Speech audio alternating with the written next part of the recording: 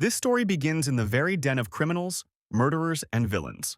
One of the people in that building angrily slashed his blade at the drawing of a young man, shouting that, "Damn that Gu Qinghe!" There were quite a lot of people in that building. They were indignant that because of him they could not work normally. One of those guys said that today he gathered his colleagues from all the mountains here to deal with this bastard. He said that they were all talented criminals, all villains, the most wanted bandits.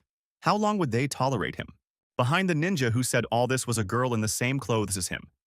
She said that this person's skills are incomprehensible. What can they do? But the one who cut the image of Gu Qinghe told them not to be afraid, even if he is handsome and good in battle, but if they unite, they will definitely defeat him. Two gray-haired men took half of Gu Qinghe's picture and said that it's not him. He doesn't look like that. Then the ninja who gave the speech said that, have they really met Gu Qinghe and know what he looks like? The gray-haired man said that he not only met him, but also fought against him. Last month, he came alone to his village. More than 100 people came out against him. He waved his hand and his sword turned into a strange weapon. And then there was a flash of light and all the brothers were wounded or maimed, absolutely everyone. And their honorable and beloved head of the village, he died on the spot. Then all those people who gathered here began to say that he took the concubines with him. He can afford it, because they say there were hundreds of concubines there. And they are all very strong, one big man asked the old man. Is this true? Some hot girl started saying that Gu Qinghe is very dangerous. Meanwhile, the girl who was behind that ninja closed his eyes so that he would not look at those beauties. One of the girls said that 5 days ago, they ordered 5 of their immortals to block the road and deal with him. And he kidnapped several of their sisters. And now from their family of immortals there are only 3 left. Those 3 girls presenting Gu Qinghe as a terrible monster. Some say they even died. The ninja who gathered them all here said that even though Gu Qinghe was a disgusting person, he definitely couldn't do that. The girl who was behind him asked why, then it seemed to her that he got pleasure from it. Suddenly, someone interrupted their conversation and opened the door very abruptly. Then everyone grabbed their weapons and the ninja who gathered everyone here asked who came here. Doesn't he see that they are having a criminal gathering here? The person who came to them said that he heard them outside just now talking about Gu Qinghe, and he came to the right place. He greeted everyone and said that he was from the horse gang, from the neighboring mountain. He turned onto the wrong road and got a little lost. Those guys were very angry because this fool scared them.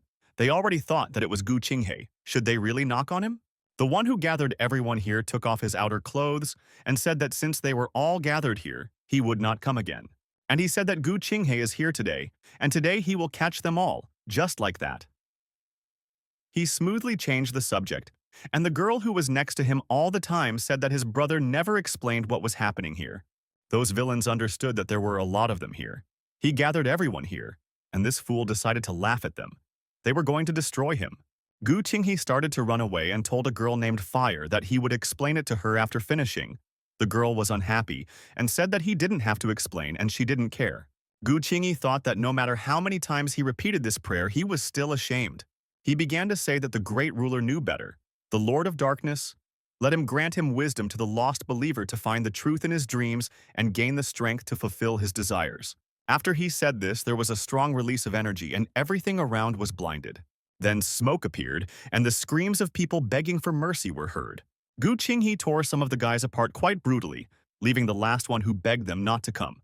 That frightened man said that they did not belong to the righteous path. He saw the glowing red eyes of his enemy. He asked, are they cultivating evil? Are they from a demonic sect? And then he shouted that they are evil gods. This is a false immortal. Gu Qinghe and his girlfriend left. But other people came here and tied up all those who remained alive, and the man who saw their red eyes realized that this was a false immortal, and he shouted that this was an evil god. He would destroy all countries. They are all will die. The armed law enforcement officers tied up those guys and said that that person must have gone crazy. They began to examine everyone and realized that all the wanted criminals were here. Another said that this saved them a lot of time, and the one who caught them, it must be Gu Qinghe. Another guard said that it seems that this is him. He is the leader of the Heavenly Way sect. But his methods are not at all similar to the methods of the righteous man. No matter what kind of children he adheres to, he has helped a lot. They looked at the drawing that our hero left behind and said that this is what he probably looks like. What a disgusting face he has. Meanwhile, Fire had already had a serious conversation with Gu Qinghe about the concubines he stole. Did she find out what he did with them and then naturally beat him thoroughly? Now she fed him grapes, she had brass knuckles in her hand. She asked her brother if it was tasty, and he answered that it was very tasty, even if it was poison, but from fire's hands it would be sweet. The girl said that her brother had eliminated all the thieves and bandits here, and she was wondering where they would go now. The guy replied that after getting rid of these scum, he was just having fun, and their goal was behind those mountains. Meanwhile, they were riding on a horse-drawn carriage. Gu Qinghe said that there must be a clue to ascension. He looked at the girl who was next to him and said that if everything went well, then they could do something. She told her not to talk about such things. He asked her for more grapes. And don't forget to subscribe to this channel and there's still a lot of interesting things ahead. The following events take place not far from the beautiful mountains. The weather was beautiful that day. Some guys were sitting in the bushes and trees. They were fussing about something. A man named Anyu hit another man who was making noise on the head. He told him to be quieter.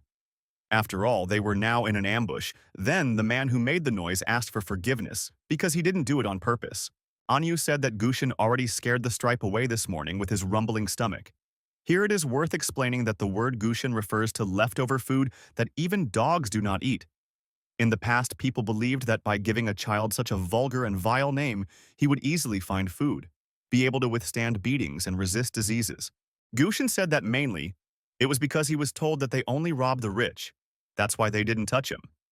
Then the other bandit who was sitting in ambush asked Anyu's brother not to blame this wretched one. They haven't eaten for several days. Anyu said that they are actually not real robbers. They are just forced to do this in the year of disaster. If they take the last food from the common people, then they will push them to starvation.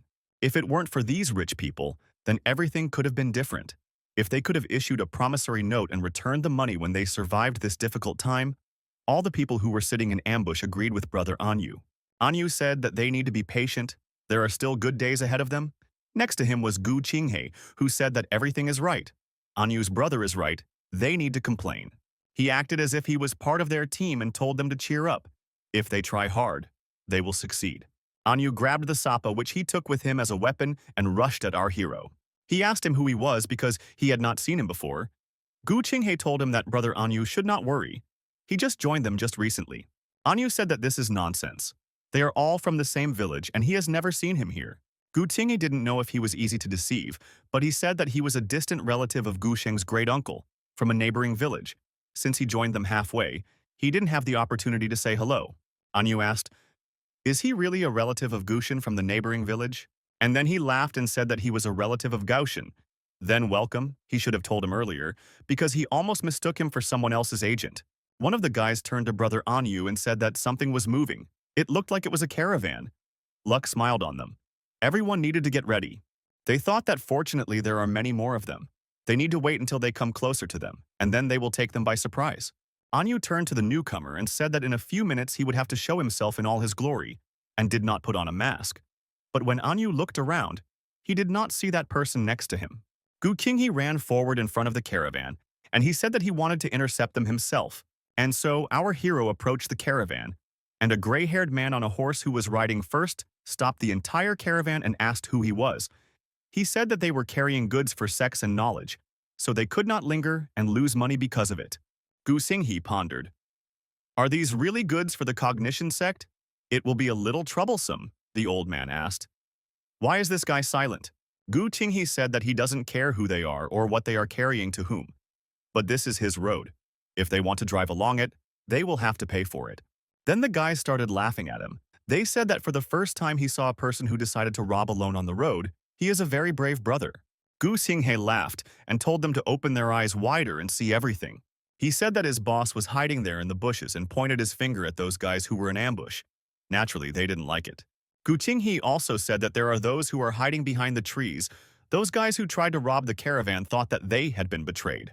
And also our hero said that there are still many people behind the stones, and they are all his brothers whom he loves very much. Anyu was furious with why he told everything about his brothers. The people who were on horses got off them and took out their weapons, did not say that if I decided to attack them, then let them try. Anyu said that the newcomer had ruined it because of the garden, and they quickly jumped out from behind the bushes. In any case, since they were exposed, it was time to get down to business. They entered the battle. Anyu thought that he hoped that this time everything would be successful. If they fail, someone will die of hunger. Anyu told them to take it so that they would look for an opportunity to steal the goods, and the other guys shouted at them to keep them away from the cargo. Gu Qinghe sat in the center of the action and ate a banana. He thought that these people were not at all like robbers. The weapons in their hands are nothing more than sickles and hoes, no matter how you look at them. They are all farmers. One of the people who was in the caravan tried to damage our hero with his sword, but nothing worked. He was thinking that the one called Anyu could be the very person he was thinking about. And while Anyu was trying to cast a spell, a man appeared behind him who wanted to kill him with a sword. Gu Qinghe got tired of the banana and threw the peel right at the feet of that red-haired guy. He stepped on this peel and slipped. Just at the moment when the enemy was striking him, this saved him. But Anyu shouted that the newcomer should not scatter banana peels everywhere. The man who tried to hit our hero with his sword was already very tired. He didn't understand why he couldn't hit him. Gu Qinghe said that he advises them not to mess with brother Anyu. Suddenly, someone released a signal for help. The guys did not understand who it was. As it turned out, it was our hero who asked everyone to stop, because the disciples of the Heavenly Path sect were already on their way. And he knows that they all have difficulties, so they need to obediently submit to the Heavenly Path sect, and he will show them the right path and take care of their livelihood. Anyu was furious. It turns out he was pranking him on the way. Because of him, he even got angry at Gushen. One of the guys who were transporting the caravan told his master that the Heavenly Sect had intervened in the matter. What should they do? Then the gray-haired master said that first they would retreat, otherwise they would be trapped here. Later, they would report this to the Knowledge Sect. One of the workers turned to Brother Anyu and said that these people had run away. Then the head told them not to wait and to go collect all the goods. Gu Qinghe didn't understand what was wrong with these carriers. Why didn't they avoid the robbers from the very beginning? But as soon as they found out about the Heavenly Path sect, they immediately ran away. It was strange. Anyu asked our hero, "Is he really a disciple of the Heavenly Path sect?" He rushed at him, trying to attack him, and shouted that they, the so-called righteous path sects, were actually bad people. Gu Qinghe began to evade. He said that they seemed to have deep enmity towards the secrets of the righteous path. Where did they come from? Anyu was furious. He shouted, "Why tell him all this? Because they are all the same. They talk about benevolence, justice, and morality, but at the same time they take over their fields and force them to collect herbs." Gu Qinghe dodged his interlocutor's attacks and asked what he was talking about. Then they could move to live on their lands. Gu Qinghe said that he wanted to tell his interlocutor a little secret. He is well acquainted with the head of the Heavenly Path sect, and if they are willing to join the sect, then he can ask him to take care of him. Anyu continued to attack our hero and said that he did not want to be on the same side with such a slippery guy like him. Gu Qinghe was tired of this guy constantly being like this. He quickly took out his sword and cut the hoe into 2 parts. Anyu didn't understand when he managed to draw his sword. He didn't even notice it. This guy pretended to be an innocent sheep. Gu Qinghe asked him for forgiveness and said that he pulled out the sword because he was nervous for a moment and hoped that he did not harm him. Then the other people who were the bandits at the moment turned to Brother Anyu and told him that they had almost finished collecting the loot and should retreat. Gu Qinghe said that they should not leave. They would rather join their Heavenly Path sect. Anyu shouted for the guy to shut his mouth, and at that moment a huge net flew at him. He managed to evade, but they managed to catch some of his guys. They were trapped. Anyu asked, "Have people from all those who are on the Heavenly Path really done this?" And then some guys flew up to them and said that all the members of the Heavenly Path sect were here. Not a single thief could leave. Anyu asked, "Did they really come on the signal that sounded here?" Those guys said that everything was right. They came to have fun, and the girl who was next to them wanted the brothers to calm down. Anyu shouted for them to attack. He would fight them. He himself understood that they had a murderous aura, and he thought that it looked like today he would die. He mentally asked for forgiveness from Gushin and the others. He was already in the mood for a fierce fight, but those guys simply ran past him. The guys grabbed our hero and told him that he promised to help his aunt build a toilet but ran away. All the hard and dirty work goes to them. Is this what the head of a sect should do?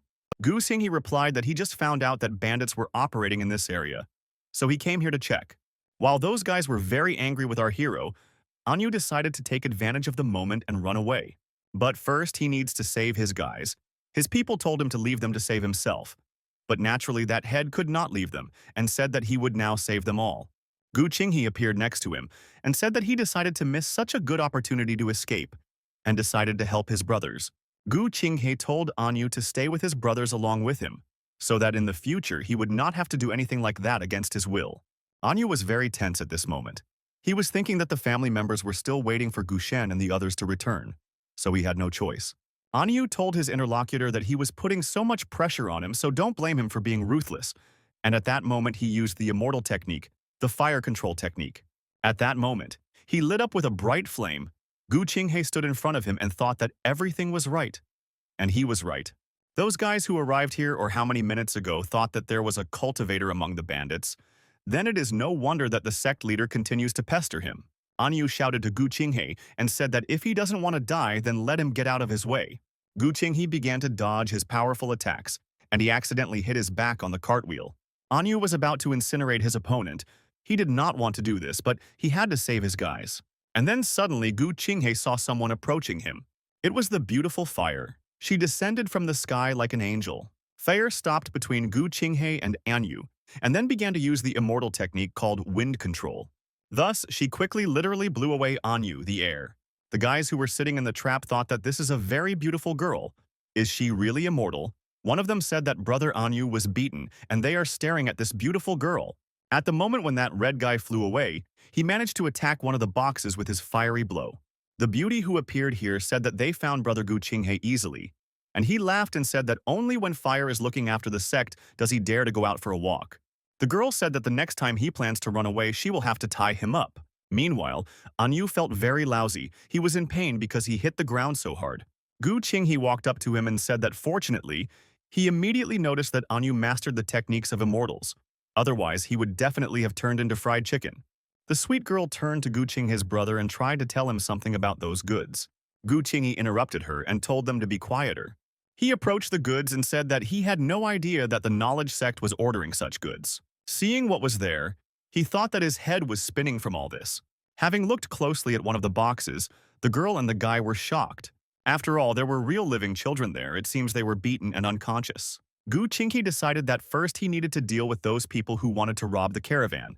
He offered them food, and they asked in surprise, "Is all this really for them?" Gu Qinghe said that in addition to food, there is also this agricultural land that will be transferred to them. She is already long abandoned. Anyu and his guys were delighted with what was happening. Will they really give them all this for nothing? Our hero said that when they come to the territory of their sect, they will be able to settle there and they will no longer have to be bandits. Of course, if Anyu feels obligated, he can join the Heavenly Path sect and become one of them. When Gu Qinghe looked around, he didn't understand where everyone had gone. And his friend said that his brother had been talking to himself for a long time, and the thoughts of these people were already immersed in the Duma about what to stitch in this field. Meanwhile, those guys were very happy that they had such an opportunity. Because those fields are so large, I didn't think that with these seeds they wouldn't have to worry about the harvest next year. The girl said that these people are farmers, the home of the marrow. But they escaped from the territory of the immortal crane sect. Should they be informed about this, that this should not be done? Now the year of the Great Tribulation has arrived, and sects in many places have colluded with the authorities to deprive the people of the food they have laboriously grown. Poor families can only sell their sons and daughters. Many people even united into gangs and began to rob the same poor people. The whole country is in chaos, and there are not many peaceful places like the Gu Qinghe sect. Our hero also said that they can help them in any way they can, because it's still just a useless piece of land. I asked my brother if he was going to take this Anyu with him. Gu Qinghe looked at her and said that there was no hurry. Sooner or later he would come to them himself. Meanwhile, the guys were very happy. Anyu hugged his comrades and said that now they can survive. But it was already very late, and they were about to return. The girl turned to Gu Qinghe and said that he was in a good mood today, and the guy answered her that Fire understood him. The guy himself thought that this happened 10 years ago. At that time, the power of the demonic sect union suddenly increased, and the demonic cultivators showed cruelty and harmed other countries. For this reason, the 12 sections of the righteous path formed an alliance to fight them. But they also did not expect that the battle between good and evil would be tragic, and the Righteous Path Alliance paid a huge price for destroying the demonic union. Countless Righteous Path disciples poloed onto the battlefield, including Gu Qinghe's parents and the sect's elite disciples. Thus, the Heavenly Path sect weakened and became the weakest sect in the world. All the remaining disciples who managed to survive fled. Gu Qinghe understood that the common people could not live without the protection of the sect. So he, who was only 8 years old, had to tighten his teeth and inherit the position of sect leader. 10 years have passed in the blink of an eye. How difficult it is to manage a sect. He arrived at his sect and watched as the angry guys ran straight towards him. He thought that fortunately they were still with him. Gu Qinghe opened his hands and said that he had returned. He wanted to take his dear brothers and sisters. Well, those guys were clearly not very friendly. and they didn't want to hug. One girl tried to restrain the men, saying that such behavior would not lead to anything good. And as soon as one of them ran up to our hero, he immediately shouted for him to eat his fist and hit him in the face. Gu Qinghe asked them how they could treat their respected and beloved elder brother like that. The guys answered him that he constantly runs away. If they don't keep an eye on him, he immediately slips away. They asked if he knows how scary it becomes when they wake up 12 hungry 5- and 6-year-olds. Gu Qinghe asked, didn't he ask him to give them the food that he saved? Let the local residents take their care as gratitude and work even harder. Then his interlocutor said that he was talking some nonsense. There are not many people in their territory which there is a surplus of food. He also told him that Gu Qinghe wants more wool from the already shorn sheep. Does he really have no conscience at all? Gu Qinghe looked at his interlocutor and asked what happens. They stole all the food, this is a terrible act, and they call themselves a righteous sect. Then that guy said that our hero was generally shameless, and he would no longer stand this nonsense, but then that very powerful girl came to his aid and threw away the angry man. She told her elder brother not to irritate them on purpose, and she also said in a whisper that he really wanted to irritate them so that he could then do their job. Gu Qinghe said that he was wrong. The green-eyed girl who tried to calm one of the men said that what she did was not that they did not give food, but that Auntie did not want to take it. Auntie says every time that they have already come several times a month and let Gu Qinghe come to her and ask her personally, she wants to look him in the eyes. He sends someone else every time. Does he really think that they have nothing to do here? Those 3 guys were afraid of their aunt. They even shook in front of her. One of them said that the older brother felt that there were suddenly a lot of children, and he was afraid that they did not have enough food. The aunt finally shouted for them to bring food, and she was preparing it, and then began to console the child who was sitting in her arms. She said that it was not about this baby. There was enough time and food for her to grow up big and healthy. In this world, there is no second such arrogant sect. Then she turned to those guys and told them to come back and tell Gu Qinghe that if it is difficult for him to look after so many children, then let them stay here, and they will raise them and raise them. And let them tell him not to worry. They are not bad people. There are not many people here, but maybe they can find good candidates for the sect. Also, this cute auntie with a gorgeous figure said that in the end, their Heavenly Path sect had always protected them. They told all this to Gu Qinghe. This is exactly what the aunt said, so their efforts were not in vain. Gu Qinghe sighed and said that this means that he has been in front of them for a long time. He was dizzy from all this. He would have to visit them in person. Then he told his interlocutors that they had worked hard today so they could rest. One of those guys told Gu Qinghe not to forget that he had promised them to clean the yard for a whole month. Our hero replied that there was no need to constantly remind him of this. He did not have sclerosis yet. Gu Qinghe went to his home and sat down to rest a little after a busy day. A beautiful woman and our hero's assistant approached him and said that she didn't say anything to him in front of those people, but he ate with his skill in handling the ball. He obviously could have easily dealt with this on you. Why take such a risk? For some reason, he didn't become a roast pig. Gu Qinghe replied that if he had not done this, how could he be sure that he mastered the techniques of immortals? And who can harm him anyway if fire is next to him? The girl said that she had already told him more than once that he should not be so frivolous. He does not look like the head of a sect at all. While she gave him a massage, Gu Qinghe asked, does she really want to give him a lecture? The girl replied that the merchants dared to use the name of the knowledge sect to create words. It was brave of them. This is about the reputation of the knowledge sect. So it would be better to tell the elder brother exactly this. Gu Qinghe put his hand on the girl's hand and said that everything is fine. Fire was surprised that her elder brother took her hand. Gu Qinghe said that these traffickers were probably using the name of the knowledge sect to ensure smooth passage. Since the end of the Great Wars, the knowledge sect has become the main one among the righteous path sect, and he is afraid that such a situation will repeat itself. Fire said that it could be, but it seems to her that there is still something wrong here. Gu Qinghe turned to his interlocutor and said that he just wanted to be alone with her and not talk about anything else. He also asked her, why did her face become so red? What happened to her? He told her that there was no face as red as the back of a macaque, and then he laughed. The girl, of course, got angry after that. She grabbed his shoulder very tightly, and Gu Qinghe shouted for her to be more gentle. No need to use force. It was late evening. The traffickers who escaped set up camp in the forest. One of those guys turned to the master and said that those people needed someone who would do the dirty work for them. They wouldn't abandon this plan because of a mistake. The gray-haired master lost his sword and said that his interlocutor called it dirty work. But what would he do in their place? Then the man with the bandage on his head said, what would they say if those people came for them? The master said that they would not dare to make this matter a big deal. but would just come up with a random excuse to hide this story from everyone. Then the master and his student left the tent, and when they looked, they were shocked. All their brothers were dead. They were cut down very quickly and quietly. No one even had time to say anything. Even the horses were dead. And then a man with a bloody sword approached him and said that they had finally met. And next to him, there was another warrior who said that he asked them not to hesitate, not to wait until the morning until the food cooled down. But they didn't listen to him. He turned to the master and said that he insisted on waiting, and that now, they waited a very long time for them to eat before they went out. But they themselves did not eat. The man with the bloody sword said with a smile, "Wasn't the master curious to know?" Finding out how they were going to fool them, he seemed to be absolutely calm. Now let's see what happened a long time ago in our hero's childhood. He watched in a terrible picture. All he saw that day were broken arms and legs. It was on that day that I thought that this was hell on earth. Someone turned to him and the boy immediately paid attention, looking around. He immediately recognized this voice when he saw those people who realized that it was his mom and dad. He quickly rushed to meet them, but as it turned out, it was just a dream. This was not the first time he had had this damn dream. After waking up, he immediately poured himself some tea and drank it.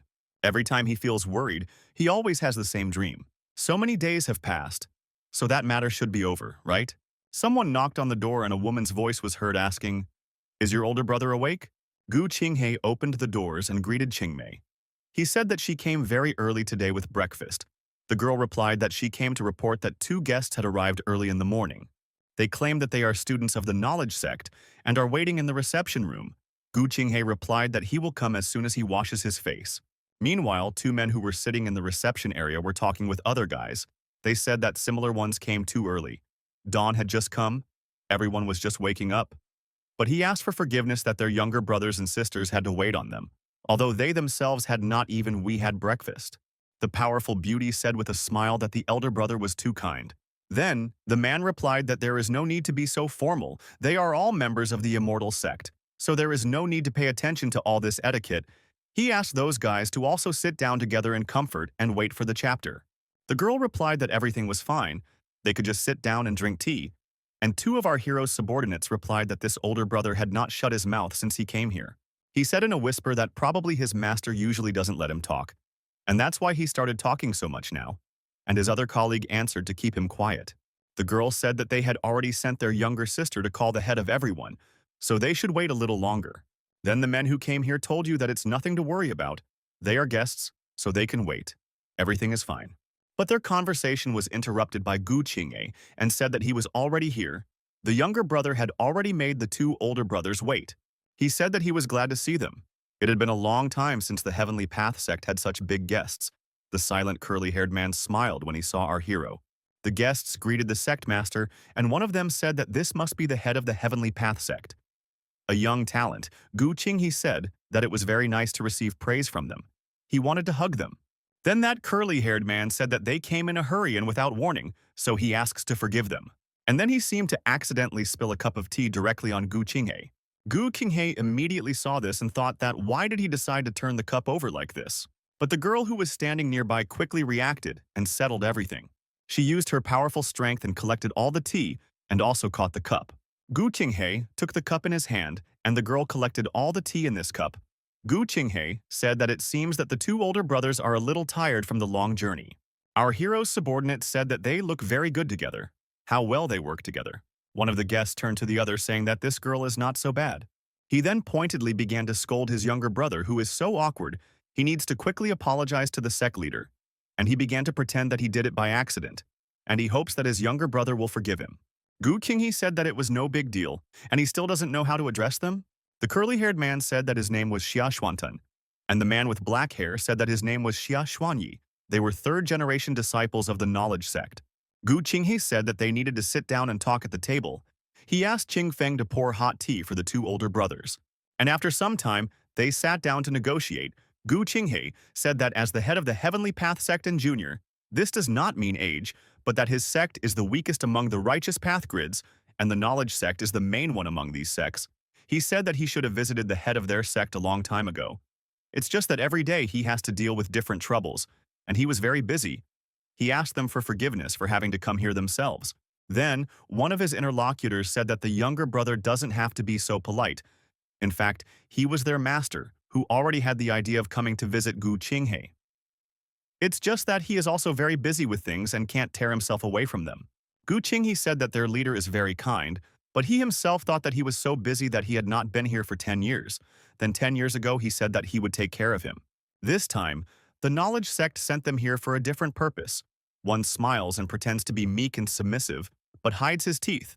The other, who seems talkative and honest, is actually a slippery type. Gu Qinghe wanted to see what would happen next. The guest said that in recent years the head often remembered Gu Qinghe's parents, and every time he talked about them, tears welled up in his eyes. Then, it was only thanks to the sacrifice of our hero's parents that the righteous path won a difficult victory. The master constantly repeats that they should never forget the glory of the Heavenly Path sect. Gu Qinghe said with a smile that their words made a great impression on him, but he himself thought that it was very hypocritical of them. Let them come to the point. And finally, one of the men said that this time they came here to carry out the order of the head and want to pick up a student from the Heavenly Path sect. Let this disciple practice in the knowledge sect and study for 10 years, and then bring what he learned back to everyone on the heavenly path. And now, thanks to the observations of Xuantang's junior brother, they realize that this junior sister is very talented and is a suitable candidate. The master offers. It is with good intentions, and there is no need to reject this offer. Our hero's subordinates thought that these fools decided to take their older sister, but why? The beauty looked at Gu Qinghe and hoped that the elder brother would reject their request. Gu Qinghe said in a calm voice that the knowledge sect today is the leader of the righteous path, and countless people worship it. So many people can be chosen as disciples. The kindness of the master is truly limitless. And then Gu Qinghe made an unexpected answer. He said that he was so envious. If he were not the head of the sector, he would have gone there himself. Those guys didn't even expect that he would agree so quickly. And the curly-haired man said that the head of the sect knows how to joke. Gu Qinghe said that you are sorry to say this, but he has already entrusted fire to Aunt Bai Lingshuang from the Flower Kindness sect, and he is afraid that this time he will have to refuse to accept the goodwill of their leader. Then the guests asked, has the younger brother been in contact with this sect all this time? Gu Qinghe replied that everything is correct. He corresponded with Aunt Bai. Although the Flower Kindness sect is not as good as the Knowledge sect, but it is much better than their Heavenly Path sect. And considering that she is a girl, he cannot think of more suitable sects for fire than the Flower Kindness sector. Gu Qinghe said that he was so sorry if he knew that their heads had such thoughts. He would have asked that Bai, but he himself thought that now he could hide behind only the Flower Kindness sect. After such a long conversation, he didn't mention the caravan, but he wants to take Fire hostage. They are thinking one step ahead. Meanwhile, Fire was thinking that the elder brother was very smart. He easily figured out how to solve this problem. She then said that since the head of the sect had already taken care of her further exposure, she should obey and ask the two elder brothers for forgiveness. But the curly-haired man said that he almost forgot. Before sending them here, the master told them to take this with them. Another man said that they forgot about it, and they need to quickly pull it out and show it to the sect leader and the younger sister. They said that this was the most precious treasure of the sect of knowledge. These words intrigued the girl and our hero. And finally, the curly-haired man took out a golden pill that was purified by the master himself. Only their students can receive it. Gu Qinghe asked in surprise, is this the same precious pill of their sect that was refined by the master himself? In response, he received that this was indeed the case. This golden pill not only contains the effect of many rare elixirs, but also combines the energy of heaven and earth and the power of the wind. They turned to the girl and said that not everyone has such an opportunity. A man with a scar on his head turned to Xuanten and said that he was wrong. All her qualifications would be a great honor for them if the elder sister came to know all of them. Our hero's assistants felt that they felt some kind of aura surrounding them. They understood that this golden pill was not so simple. They were drawn to it. Gu Qinghe looked at those two guys and thought that these two guys were so excited about living. Is she already that good? Is it really the golden pill that is so attractive to cultivators? Of course, Fire also reacted to this pill, but she is trying her best to control herself. Gu Qinghe said that such a precious treasure of their sect is only given to inner disciples. How can they exchange fire for this treasure? The curly-haired man who held that pill in his hands said that most immortal cultivators stop when they reach heavenly chi perfection and cannot advance further. But if one takes this golden period, one can easily overcome this barrier. The girl looked at this pill and restrained herself in every possible way. The curly-haired man said that he believed that she had already felt the aura of this golden pill. The higher the level of a person, the more strongly she reacts to it. The curly-haired man came closer to her and brought the pill in such a way that the girl felt this aura even more, and she told him to remove it. Gu Qingyi stood up from his chair and grabbed the man's hand, and then said that since they had already refused, there was no need to insist and bribe. Then that man said that Gu Qinghe is again rejecting the cognition sex offer. Are they afraid of letting down their master's good intentions? Our hero's assistants thought that the guests were using their master to put pressure on their older brother. They needed to be tougher here. Gu Qinghe said that of course he understands everything, and he does not want to neglect the good intentions of their leader. The Heavenly Path sect is declining more and more every day, and he wants to help him. And he knows that Gu Qinghe will not be able to fully thank him for that. But this does not mean that he should accept everything that is given to him, while he tightly squeezed his interlocutor's hand. Our hero also said that he doesn't like being pressured. He also won't allow others to force his younger brothers and sisters to do what they don't like. Then the curly-haired man said with a smile that the head of the sect was very brave. And then he abruptly pulled back his hand and closed the box with the pill, and said that this does not mean that he has the right to disagree. After these words, Fire became very angry. She shouted that that man should not be rude to his older brother, and then she attacked that curly-haired man. But he managed to react and put up a defense. The hat that was on his head flew off and crashed straight into one of the wooden blocks like a sharp blade. After this, the girl felt bad. The guys ran up to her to ask what happened to her. Fayer looked at Gu Qinghe and said that she didn't understand what happened. In an instant, she just lost her temper. Gu Qinghe thought that there was definitely something wrong with this golden pill. Even the always obedient Fire had lost control. The gray-haired man said that they were sincerely trying to win them over. They were throwing themselves at them, how rude it was. The blonde man said that there was no need to panic. And then he said that the master had sent them to facilitate the union between their sects. They expressed their good intentions. But if the sect leader didn't value it, then they wouldn't force him. Gu Qinghe felt something and thought that this murderous intent could hardly be hidden. But he must not show weakness. Their conversation was interrupted by a girl who ran into their room and turned to her older brother, saying that everyone who two more guests came and said that they were students of the Flower Kindness sect. Gu Qinghe was happy and said that they were on time. He told his friend that it seemed like Aunt Bai had sent someone to pick her up. She should hurry up. Gu Qinghe walked up to the fair-haired man and said that just now, Fire was angry with her elder brother like a little child, while he took his hand and looked at the wound on his cheek. He also turned to Fire and said, "Why don't she apologize to her older brother?" She immediately apologized to him. Our hero asked the older brother to act like an adult and not take it to heart. Then that wounded blonde man withdrew his hand and said that it was nothing. Since the younger sister had changed, they would no longer remember this little misunderstanding. They said that in this case they want to take their leave and return to their sect. Gu Qinghe told them to take their time. The Flower Kindness sect and the Knowledge sect are their honored guests, so it would be nice to get to know each other better. When will they get together again?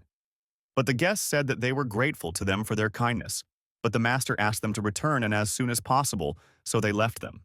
Gu Qinghe told them that he thought that they would stay at least until the next morning, but he himself thought that they would quickly leave here and never return. The guests began to leave. Gu Qinghe asked Qingfeng to give his elder brother his hat, but that curly-haired man used his magic and pulled his hat towards him. Even despite it, he said that there was no need to worry about it. Wearing this hat, he said that they would meet again, and then they continued to leave. One of our hero's assistants said that it was really dangerous. Gu Qinghe. They finally got rid of these plague gods. Here it is worth explaining that the plague gods are gods in ancient Chinese folk beliefs. They had the spring plague, the summer plague, the autumn plague, the winter plague. But after looking around, they were surprised that those guys had forgotten the golden pill. Gu Qinghe felt absolutely nothing about this pill, but the other guys seemed to be obsessed with it and really wanted to look at it. Gu Qinghe hid the golden pill and thought that these two had left it here on purpose. They were clearly up to something. Our hero told his assistants that they could not control themselves around this pill, so he would take care of it himself. The girl asked her older brother if he really agreed with the Flower Kindness section to accept her. She sadly asked him, "Is he really that impatient to send her away?" Gu Qinghe called her a stupid girl. He said that didn't they once agree that she would leave the sect as soon as she achieved heavenly perfection chi? Then his assistant stood up for his sister and said, why did he want to send her away without her consent? He had just said that he didn't want to force them to do anything. Let the older sister stay. She wouldn't go anywhere. Gu Qinghe said that the sect leader really doesn't mean anything to them anymore. Why do they want to leave Fire here? Do they really want her to remain at the chi purification stage for the rest of her life? By doing so, they are only harming her. Then our hero turned around and said that the issue was resolved, and from now on, they should not talk about it anymore. Then the two guys who stood next to the girl told you that if only they knew the methods of building a foundation, they are still too weak. Fair looked after our hero and thought that it looks like the older brother really doesn't understand what she means. Meanwhile, two girls, accompanied by a third, were heading to meet Gu Qinghe. There were two green-eyed beauties. One was armed with a sword, and the other, a white-haired girl, was looking around, and she drew attention to the two guys who were leaving here. Then it was the white-haired girl who turned to her elder sister and asked her what she thought those two knowledge sect disciples were doing in the Heavenly Path sect. But her interlocutor replied that it doesn't matter to her. First of all, they need to think about their own affairs. After some time, those two guests from the knowledge sect walked in the middle of the valley. The curly-haired man looked around and saw that there were a lot of dragonflies flying there. He said that it looked like there would be heavy rain tonight. Another man who walked next to him asked his interlocutor when he would change his bad temper. Didn't the master tell him to live in harmony completely alive? But he is always full of murderous intentions, and even no one knows how much trouble he can cause. He also said that although at first glance he acted recklessly, but at the same time he did it delicately and let him look at himself, showed his true colors in the blink of an eye. Then the man with the wound on his cheek said that there was no need to find fault with him. He delayed his anger. This sect is actually hiding something, not to mention this little girl. Most immortal cultivators would have reacted when they saw the golden pill, but Gu Qinghe was able to remain calm. Then, the man with the scar on his head said that after all, he was also the head of the sect and a descendant of Gu Liangchen. It was normal for him to have such a level of cultivation. She said that because of her, he couldn't even control himself. Does his interlocutor know how difficult it is? He got very angry, and then used some kind of magic of his, and it was drawn on his face early. And his interlocutor said that it was better to get on with business. They stood on some mountain, and the older man said that this is the only village in the area, so it seems that the medicine is hidden here. They looked at that village, and one of them said that it was so tiring. Let Zhuanqiu and Zhuanlian do such things next time. But the curly-haired man said that he would be happy to do such work. After some time, evening came. Gu Qinghe was in his house. He took that pill in his hand and began to examine it. He did not feel anything towards this pill. He himself thought that if fire was sent away, the knowledge sect would not be able to use her as a hostage. But supporting these children is not an easy matter. It's time to stop hanging in the clouds and look for solutions. Thinking about this, he went to the door and looked into the gap between the doors. When he opened the door, Chinmei immediately fell on him, as if she was eavesdropping on him. He asked her what she was doing here. She looked at him with her big green eyes. She said that it was Qing Xuan who brought them here. Or rather, they all came here together. Gu Qinghe looked at them and noticed that they had brought a basket of food and wine from the Qingfeng collection. It seems that he is still in their hearts and they want to help him solve his problems. Gu Qinghe said, "How did they know that they were in trouble?" "I even brought food and wine," the girl asked. "Does he really mean that he wants to go to Auntie?" Gu Qinghe said that he also needed to talk to her. Then one of the guys asked if he had decided to go to her alone. Gu Qinghe replied that they would all go there together. Meanwhile, those two beauties took fire with them. They each boarded their own flying object and went home. The blonde girl asked Fire what the students of the knowledge sect were doing in the Heavenly Path sect. Fire replied that they said that they wanted to strengthen the alliance between the two sects, so they wanted to take their student to train him in their sect. Another girl from the flower sect, who stood on the sword, asked her friend what business she had with other sects. And the fair-haired girl smiled and said that just when they passed by, she thought that they were somehow strange. She also said that she heard them talking about boys and girls. It was disgusting. Then the girl in pink clothes said that Fire is now a disciple of the Flower Kindness sect and has nothing to do with the Knowledge and Heavenly Path sects. And suddenly, looking around, they noticed that Fire had disappeared somewhere. The fair-haired girl said that it must be that they didn't fly too fast and left her older sister far behind. Meanwhile, elsewhere there was real chaos. Everything around was in smoke and fire, and many dead bodies were lying on the earth. Auntie was bloodied and lying on the ground. She saw Gu Qinghe and his assistants approaching her. She called his name when she saw him, but she felt very bad. Gu Qinghe quickly ran up to her and said that he would heal her now. She needs to be silent and not say anything. Our hero's furious assistants wanted to go and find the attackers on the village. Gu Qinghe said that they should calm down first and let them not separate and return quickly. Grandfather turned to Gu Qinghe again, and he told her that he was here. In front of Mi's eyes, with the last of her strength, she said a word about the child. Gu Qinghe looked at the little girl who was lying face down not far from them. Gu Qinghe didn't want to scare his auntie and said that she was fine and was just sleeping. When the bloody auntie said with her eyes that it was good, and then she lost consciousness. And behind our hero at that moment there was a man with a bloody sword. He turned to the younger brother of the sect leader and said that they had met again. It was the same curly-haired man. In his hand he was holding several severed heads. He said that initially he was thinking of visiting them again. Gu Qinghe asked the man with tears in his eyes what was in his hand. Then the killer said absolutely calmly, "Is he really talking about this?" and then raised those heads higher. He said that he actually didn't want to take any action against them. Two such good little brothers. He was just killing local residents, and they suddenly attacked him. And this really got on his nerves. Gu Qinghe, without any second thoughts, tried to hit his opponent in the head with his sword. He shouted angrily for the killer to put his head on the ground. And his interlocutor said why he was doing this. He had already explained everything. He threw two heads straight at our hero and said that their Heavenly Path sect was too arrogant.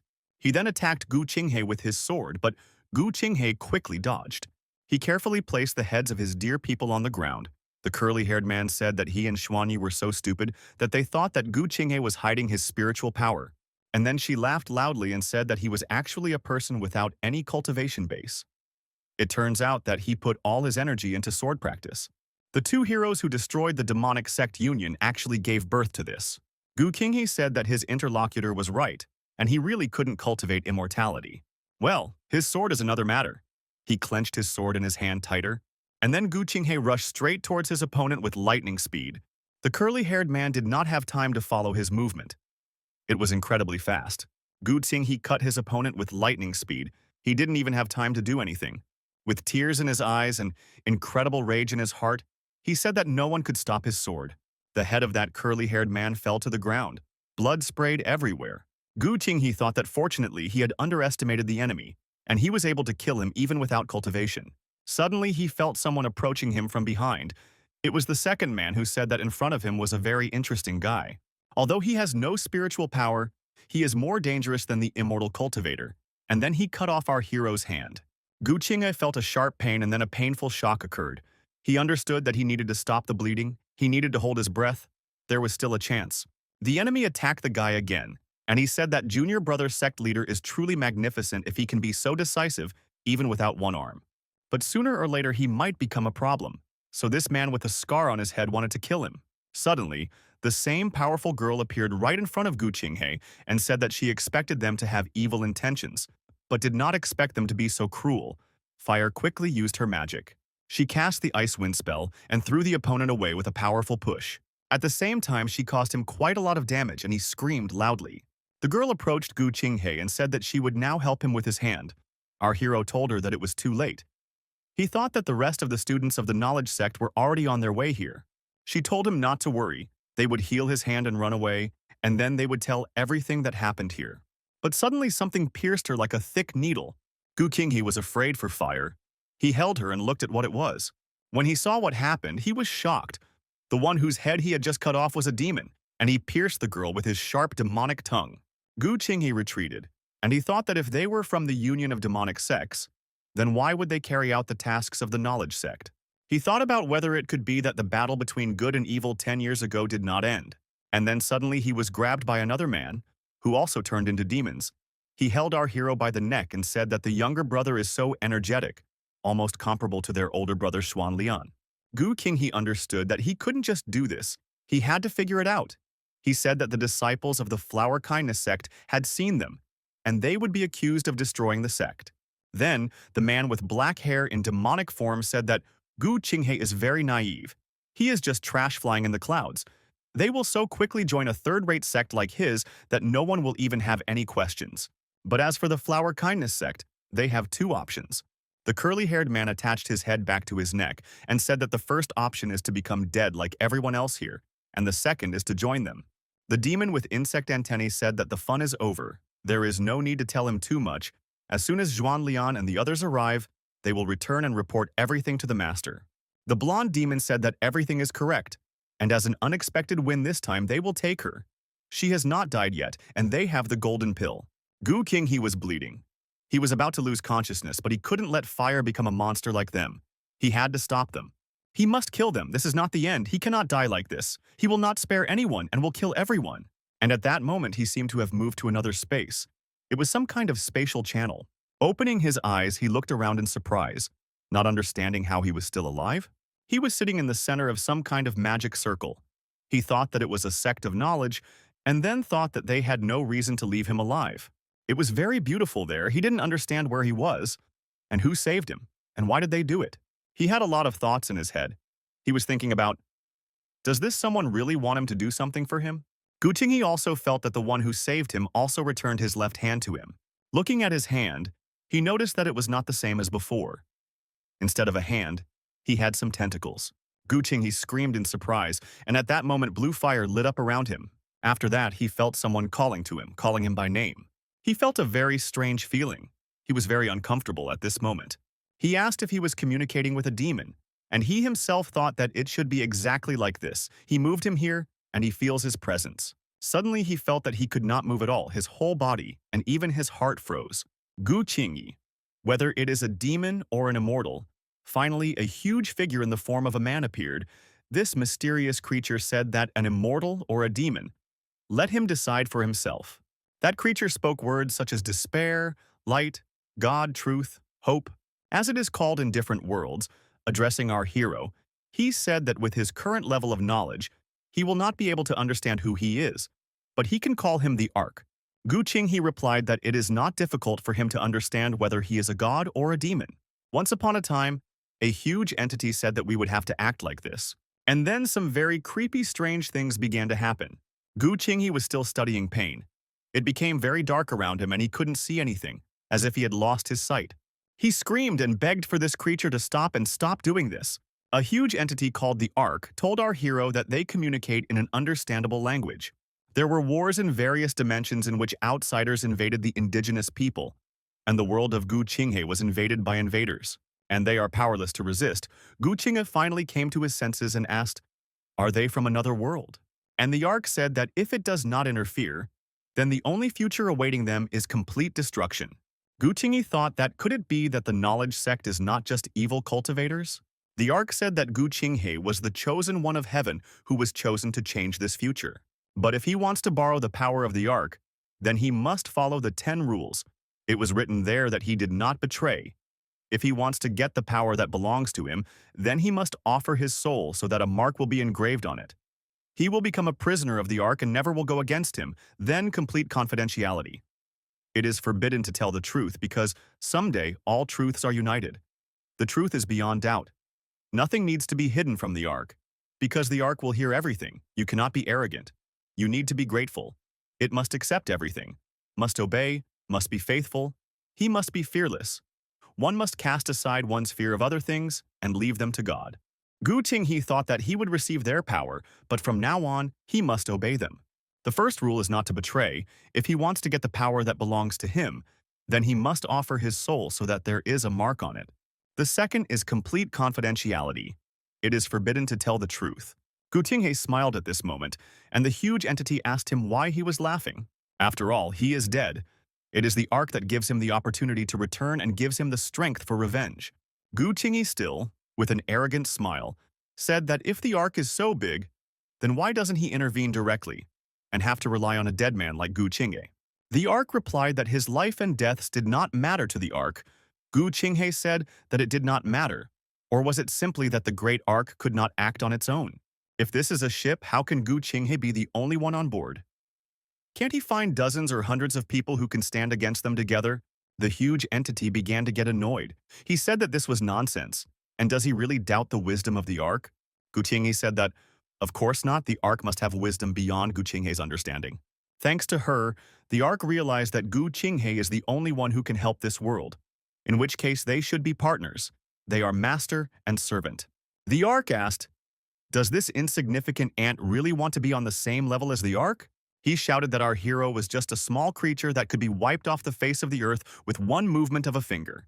Gucinghe raised his finger to the mountain and said that if the Ark wants to cooperate, then it is better for him to give up his arrogance.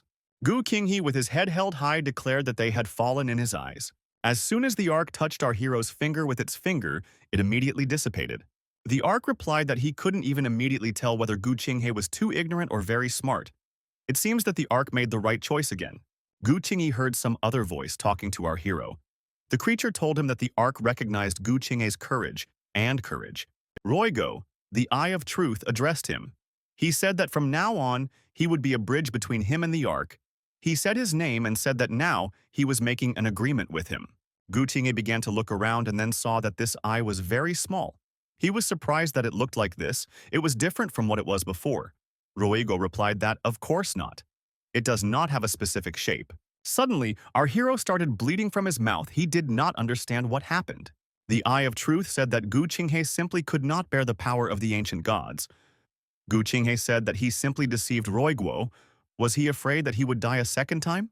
Roigo asked our hero how dare he behave rudely in front of the all-seeing and all-powerful arcs. Our hero replied that no matter who they are, if they have the rare opportunity to return lives, then of course they should hold it in their hands. And by the way, these 10 rules too harsh and he won't sign them. The Eye of Truth asked, does he really not want to sign these rules? In any case, he will not be able to continue the power of the ark without signing them. Gu Qinghe asked the Eye what he thinks. Will he die again if he jumps from here? Roiguo told our hero to come back. The ark can think about it. The ark can soften the rules. If Gu Qinghe thinks that the agreement is too cruel, then it is not necessary to comply with all 10 points. The Eye said that he wanted to warn him. 3 of them must be strictly followed. If he breaks them, he will most likely die again. Gu Qinghe said that since Roiguo had made concessions, so be it, he would agree to it. The Eye said that this shameless child had deceived him again. But still, he made the right choice. What the ark can give him is beyond his understanding and imagination. Gu Qinghe said that he didn't need to talk because after looking at these 10 rules beautifully, he realized that everything has a price. He hoped that it was still waiting for him. He remembered his beloved and thought that he was ready to pay any price. Gu Qinghe said that he was already ready to sign the agreement. What should they wait for? The Eye of Truth said that then they will start right now. But the process will be a little inconvenient, so you need to be patient. Then again, our hero felt incredible pain and pressure on himself. It seemed to him that his head was about to split, and the tentacles that were on his hand began to fall off. In the place where those tentacles were, a new hand began to grow. It was metal. It was some kind of space heavy-duty materials. During what was happening to him, he suddenly saw some armed aliens. He did not understand what was happening. His right hand also began to hurt very much. The Eye of Truth said that this was proof of the existence of the great ancient gods, so that he could see the presence of the deity. Naturally, all these were not real gods, the one who created everything. Initially, everything was pure and good, but some creations turned away from the creator, and they became demons. One of these is ego. Gu Qinghe felt a strong burning sensation on his chest, and he tore his clothes to see what was there. He saw another sign.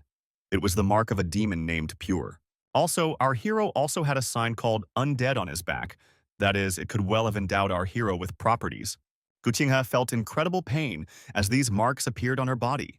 And the last sign that appeared on his forehead was the Eye of Truth. And finally, Gu Qinghe fell to the floor and breathed a sigh of relief. Left, he asked. Is this how they greet new arrivals? He felt that this was truly something special. The pictures that appeared in his mind were so real, as if he was really in other worlds. And as soon as he thought this, the floor beneath him immediately collapsed and he began to fall down. The Eye of Truth said that you need to remember that there are 3 rules that must be strictly followed. The first rule is not to betray, the second rule is that he needs to accept everything. And the third rule is he must be fearless because he has incredible strength. Gu Qinghe began to transmigrate back to his world again, right during a strong thunderstorm. The demons who killed him were talking among themselves, one asking the other whether the dragonfly told him that it would rain so much today. The curly-haired man whose head was cut off said that it was so. Gu Qinghe was lying face down in a puddle. Finally, he started to wake up. He heard those guys saying that this is his daughter just in time. He will wash everything away. And finally, the soul returned to his body and he opened his eyes. But it was a completely different Gu Qinghe. Meanwhile, the 2 killers who killed our hero were arguing about who would carry the girl's body. The curly-haired man said that his partner should do it. The partner was constantly indignant. Why should he do all the physical work? While they were not arguing about this, Gu Qinghe slowly rose to his feet. Suddenly, those 2 demons heard some noise behind them. They looked to understand what had happened there. When they looked, they realized that that guy was missing. They didn't understand when he had time. When they looked again at the girl, they saw that he was already near her. Gu Qinghe opened Fier's mouth and gave her a golden pill that could save her life. He told her that she just needed to eat this brother and he would immediately take her away from here. The demons were very surprised by what happened. The demon with the body of an insect said that he had just broken his neck. He knows that for sure. The blonde demon said that a very strange aura emanates from him, even several unknown auras. Gu Qinghe was endowed with incredibly powerful strength, and he looked at his enemies very harshly. Then anger appeared on his face, and he seemed to mentally throw them away. The two demons retreated sharply to you. They very quickly jumped away from our hero. The blonde demon was turning into a demonic form again, and the other demon was thinking that this was amazing. They both involuntarily jumped away from him at the same time. This is very dangerous. He saw that Xuantang would now reveal his true face. That fair-haired demon seemed to go crazy. He began his transformation and said that he was having a lot of fun. The last time he felt like that was when he encountered that old man. He said that in just a short moment, his entire personality had completely changed. His partner said that Xuantang should not be so impulsive, but he could no longer be stopped. He rushed to tear our hero apart. Gu Qinghe heard in his head that he must believe in the Ark, and if he wants to receive the gift, then he needs to remember the description of the ancient gods. The great ruler was of their days, the Lord of Darkness to the lost believer wisdom. To find the truth in his dreams, our hero's hand began to grow quickly. The evil demon was almost approaching his head with his sword. And finally, his hand completely grew back. But it was different from what it was originally. This hand was incredibly strong, and he was able to stop his opponent's attack with just one hand. Xuantang looked in surprise as Gu Qinghe's arm grew back. Gu Qinghe thought that he could use the power of the ancient gods simply by reading the holy scriptures to himself. The demon who attacked Gu Qinghe was not going to stop, he asked. Does his opponent really think that he can control the course of the battle? Gu Qinghe has the Eye of Truth, and was surprised at what he could do now. It turns out that the Eye of Truth can see all the meridians of other people's bodies. He looked inside the demon and saw a golden pill that created a sea of qi in his body. But after taking a closer look, he realized that this was not a golden pill. It was something else. It looks like some kind of cocoon. Gu Qinghe thought that perhaps this was his weakness. His arm began to turn into many tentacles, and he said that since decapitation couldn't kill him, why not try it? He used finger force and immediately attacked his opponent. Thus, he pierced his body right through the place where that larva was located. The demon asked him what the hell is he, what happened to him? Gu Qinghe looked into his opponent's eyes and said that from today on, he will be a nightmare for the knowledge sect. But at that moment, our hero was attacked by his partner Xuantang, shouting for him to let his younger brother go. He swung his weapon and then used a technique called the Immortal Earth Slicing Technique. Together with the blow, there was almost a real explosion, and then that demon grabbed the two torn parts of his brother. He shouted at him and said that Xuantang had underestimated his enemy. How could he rush forward so recklessly? And now he was torn in half. The demon said that he should hold on, because as long as he was breathing, the teacher could still save him. But Xuantang said that he didn't care. This guy should be dead. But his partner told him to stop talking and worrying about someone else's death. He needs to look at his meridians. They are all mixed up. Meanwhile, something began to appear from under the ground. This something seemed to consist of a huge number of mice. Gu Qinghe used another of his abilities called Purity. And then this huge ball of mice united as if into one huge monster. And after that, they began to scatter in different directions. Inside this ball, there was a girl along with our hero. He held her tightly to him. She was still breathing, but Gu Qinghe would work. He really hoped that everything would be fine, because she was very important to him. And finally, the moment came when the girl began to open her eyes. Then the demon who had just attacked our hero attacked him again, shouting that, judging by his appearance, his strength was running out. Gu Qinghe felt as if his heart was being squeezed by someone's hand. He could not use his strength. Fire suddenly opened her eyes. Some kind of greenish glow emanated from her. She flew into the air. Gu Qinghe didn't know what was happening to her. He just called her by name. The demon stopped and felt a very familiar and eerie feeling. Another demon who was torn into two looked at what was happening. He thought that this was a very amazing spiritual power. This girl just ate an insect egg, but could she complete the chimerization so smoothly? As it turned out, it was not a golden pill, but an insect egg. Gu Qinghe closed his eyes because of this bright greenish glow. And finally, fire began to sink down a little. She was completely glowing with green light. The demon didn't understand what was happening. The insect egg she swallowed was obviously the same as the ones they ate. But what was this oppressive, powerful feeling? This was very strange. You must definitely inform the master about this. But then he began to quickly run away. She thought that she should not mess with her. She was overwhelmed by a murderous aura. Fair used a water control technique to prevent that demon from escaping. She began to pierce right through his body. The demon was very surprised that she was able to break through his armor so easily. Gu Qinghe was surprised that fire could now use such a powerful water control technique. Gu Qinghe used the Eye of Truth and realized that it was the same golden pill that was acting. It was the one that endowed her with more powerful spiritual power. But she also made her go crazy, and the girl suddenly began to fly somewhere. Gu Qinghe tried to stop her, but she was chasing the demon whose hand she had just chopped off. The demon understood that she was catching up with him. He knew that a smart person always knows when to retreat. Something appeared in his mouth and he quickly spat it out. This thing looked like some kind of cocoon. And at that moment, fire caught up with that demon and smashed his head on the ground with a powerful blow. Xuantang called out to his comrade and told him to go and kill them all. And as soon as that demon spat out, an insect similar to a demonic ant appeared.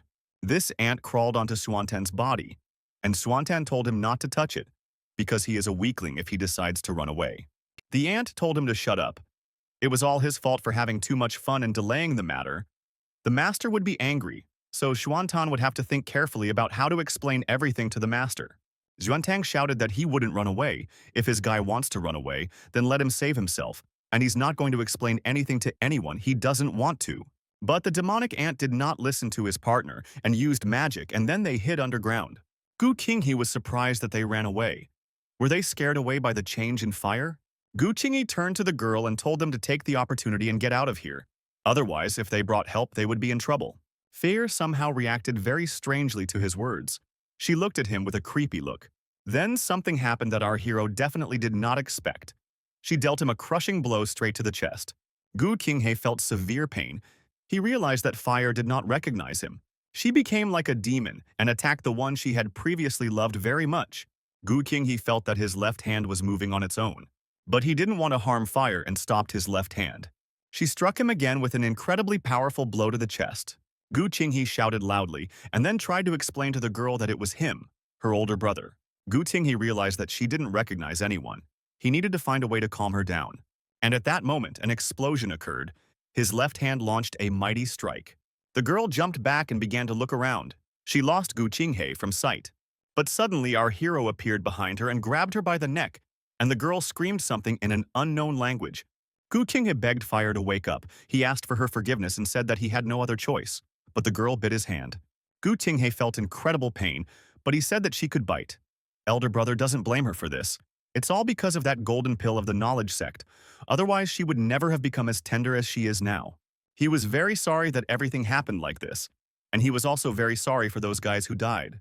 He sat holding Fire tightly to himself and thought that he would give this bloody debt to the knowledge sect no matter what the cost. He was very angry and thought that he would make them pay with his blood. Gu Qinghe sat there until the morning, and in the meantime someone was watching him. It was some rather hot and slender lady. She was clearly not human. The following events take place in some abandoned premises. Gu Qinghe was sleeping there on the straw bed. When he woke up, he stood up abruptly, and the name Fire came out of his mouth. He began to look around where he was. Had Fire really brought him here, he thought that he needed to find her as quickly as possible. Gu Qinghe felt that he was in great pain, as if all his insides were torn to pieces. He recalled that the cost of borrowing power was too high. This deal did not seem so profitable. This time they managed to escape, and next time they would act more carefully. He rose to his feet and thought there that even the head of the righteous path had taken the path of evil. In this world, no one could be trusted anymore. The so-called immortal is even more ridiculous. Where was he when his believer was in trouble? He looked at the statue that was in this place and thought, is that immortal on the same side with that evil? He looked at his hand and asked, did they really want him to become a pawn? But in this life, he decided that he himself would be the creator of his own destiny. Suddenly, behind him, he heard some noise. Looking around, he immediately attacked whoever was there. And then suddenly he noticed that it was a child, a little girl. Previously, he was not very good at controlling these abilities, so it would take some time to get used to them. And now he stopped his tentacles that were reaching out to the girl. Gu Qinghe finally saw Fire and turned to her elder brother who was standing on his feet. She was happy and said that he had finally woken up. He had been unconscious for 3 days. She threw herself into his arms and said that she was so afraid that they would never meet again. Gu Qinghe said that she was a stupid girl, and he was not okay right now. She hugged him tightly and even cried. She said that they cannot return everyone who is on the heavenly path. She cannot also lose her older brother. Gu Qinghe thought that Fire didn't mention her attack on him, so she probably didn't remember anything from the moment she lost her mind. But he told her that as long as they were alive, they could always come back. The girl asked our hero what happened when she lost consciousness, and what happened to his hand. Gu Qingyi thought that the big eye said that there are 3 rules that must be followed, but there was no talk of non-disclosure. Then he answered her that it was a long story and he would explain everything in detail to her later, but now he had some questions. Where did this little girl come from? Fire said that she forgot to introduce them. The little girl was afraid of our hero and stood behind Fire. But Fire told her not to be afraid. She also had to meet her older brother. Fire said in a whisper that she was one of those children who were transported by those merchants. She escaped from the massacre by hiding in a haystack, and now she was a little scared. Gu Qinghe thought that it was no wonder that she ran away when she saw that he woke up. Gu Qinghe used his power to examine the girl. He was thinking about whether this child really escaped the massacre that those 2 monsters caused. But after examining it, he didn't notice anything strange there, just an ordinary child. Or is it hiding very well? He turned to the girl and said if she could tell him how she managed to escape from those 2 monsters. The girl said in a quiet voice that it was Auntie who hid her in a haystack. But she heard them say that they were going to eat all the children. They also said that these children are better than medicine. While the girl was telling something, tears appeared in her eyes. She also said that those monsters said that none of these children should go to waste. Feyre told her older brother not to force her to remember all this again. And our hero replied that he simply had not yet fully come to his senses and therefore was talking all sorts of nonsense. The girl turned to Big Sister Fire and said that she was afraid, and the powerful girl told her not to be afraid. They are now safe, and Little Sister Fire will protect her. Then she gave the little girl a bun that she had just bought. She needed to eat it while it was hot. Gu Qinghe understood that this little girl was not easy. He would leave her alone for now and see what kind of monster she could be. He needed to remain vigilant. But the little girl said that her older sister has been constantly vomiting in recent days. She doesn't feel well. Why doesn't she eat herself? Feyre patted the girl on the head and said that everything was fine and she was not hungry. And there was no need to worry. Let her eat herself first. Suddenly our hero felt anxious. He thought about what could be. Is there really a chance that Fire will become the same as these 2 monsters? He used his power and began to examine the girl to find something unusual in her. At that moment she looked at him, not understanding why he was looking at her so carefully, with whom she turned to her older brother, and he again began to look at her as an ordinary person. She gave him a bun and said that he should eat too. Gu Qingyi smiled and said that he wouldn't mind having something to eat. I looked at that little girl and thought that she was definitely hiding something. This was clearly an unusual little girl. She seemed to read his thoughts and then grinned. The following events take place in one large temple. It was raining outside. Inside this temple, there was some kind of huge spherical thing from which a greenish light shone brightly. Those 2 demons who fled from the battlefield trembled and turned to the 3rd brother, telling him everything that happened. The one with the scar on his head told him to save Zhuantan. The master said that the force that injured Zhuantan was unusual, but with his skills, he should never have ended up in such a pitiful state. But this time, he will spare him. But if this happens again, then the master will not interfere anymore. Then the man with a stitch on his head turned to Zhuantan and asked him, "What is he waiting for? We need to hurry up and thank the elder brother." Feeling incredible pain, that demonic blonde man thanked the 3rd elder brother. Then the main 3rd elder brother raised his fingers and said that Zhuantan would receive his medicine. He doesn't have a ready period right now, so he'll have to work it out later. In that large tank that glowed with a bright glow, there were many human bones. The 3rd brother began to take out some demonic things from there. It looks like these were the same pills, or insect eggs. One of these fell right in front of Zhuantan, and he immediately grabbed the pill. Inside there was something very similar to a human fetus. He instantly swallowed it. He then began to thank the eldest 3rd brother and bowed to him. Near the 3rd brother was a woman with black hair and green eyes. The 3rd brother asked her where the old man was now. She told him that he was already on the way to the Heavenly Path sect. Now let's move to a slightly different place, where she stood with one person and told him that the 5th brother himself could take care of everything. This man in a mask made of Chinese coins told her not to flatter him. They stood at the gate and said that this was not the first time he had to wipe after them. Entering the place where they were going, the man said that several people were still hiding here. The woman said that maybe it's not worth doing this time. But that demonic man with a pale face told her not to be afraid.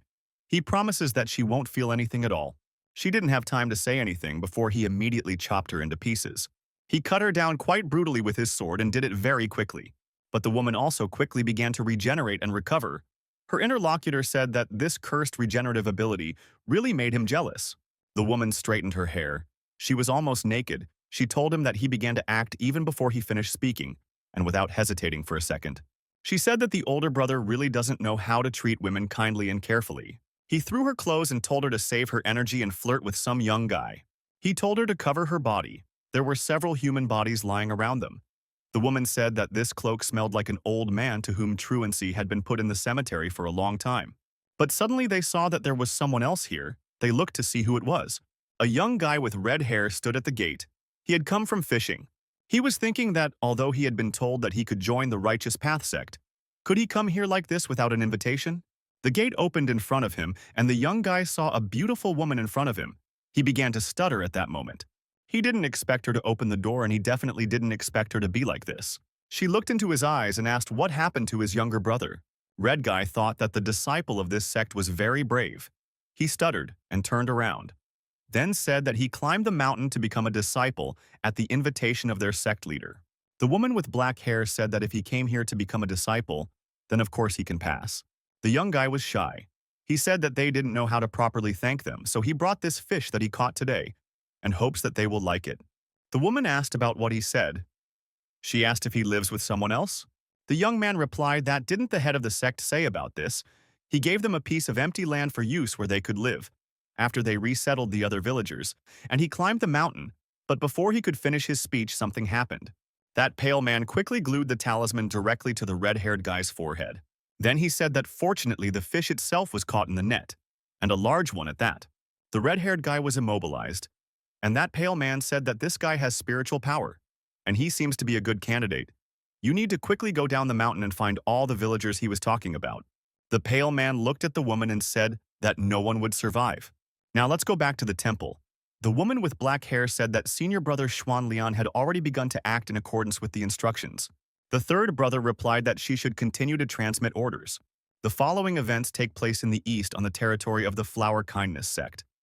Many people gathered there who shouted something about eternal bliss, freedom from reincarnation. And high above there were two people. There was that same woman with black hair. She was also in the west near the state border. Terrible things happened in that place. A spider woman ate a man. This spider woman sensed the presence of that black-haired woman behind her. She was also in the north in the former mansion of 10,000 swords. People were bustling around there preparing food for the owner. And she was also in the south, on the border of the country of great prosperity where a fierce battle took place. There was a man sitting on a mountain of corpses with a huge blade in his hands. She gave orders to all of them from the third brother, who said that when they find him, let everyone return him alive. And they agreed with the third brother and were ready to do his will. The following events take place late in the evening in that abandoned temple where our hero was. He drew a map on the floor and marked some places there. While he was thinking about something, Fire approached him and wanted to ask something. She asked him if he was thinking about where they would go next. He answered her that he was just busy with this, and then asked if his younger sister was sleeping. Fire replied that the younger sister had been crying all day and was very tired, and then quickly fell asleep. Gu Qinghe began to show some places on the map and said that now it is located in the territory of the Heavenly Hidden Treasure Temple. They have a long way to go to reach the Flower Kindness sect. Moreover, the Knowledge sect must take action, so going south or east is not a good idea. The reason why all this happened to them is that they revealed the secret of the caravan.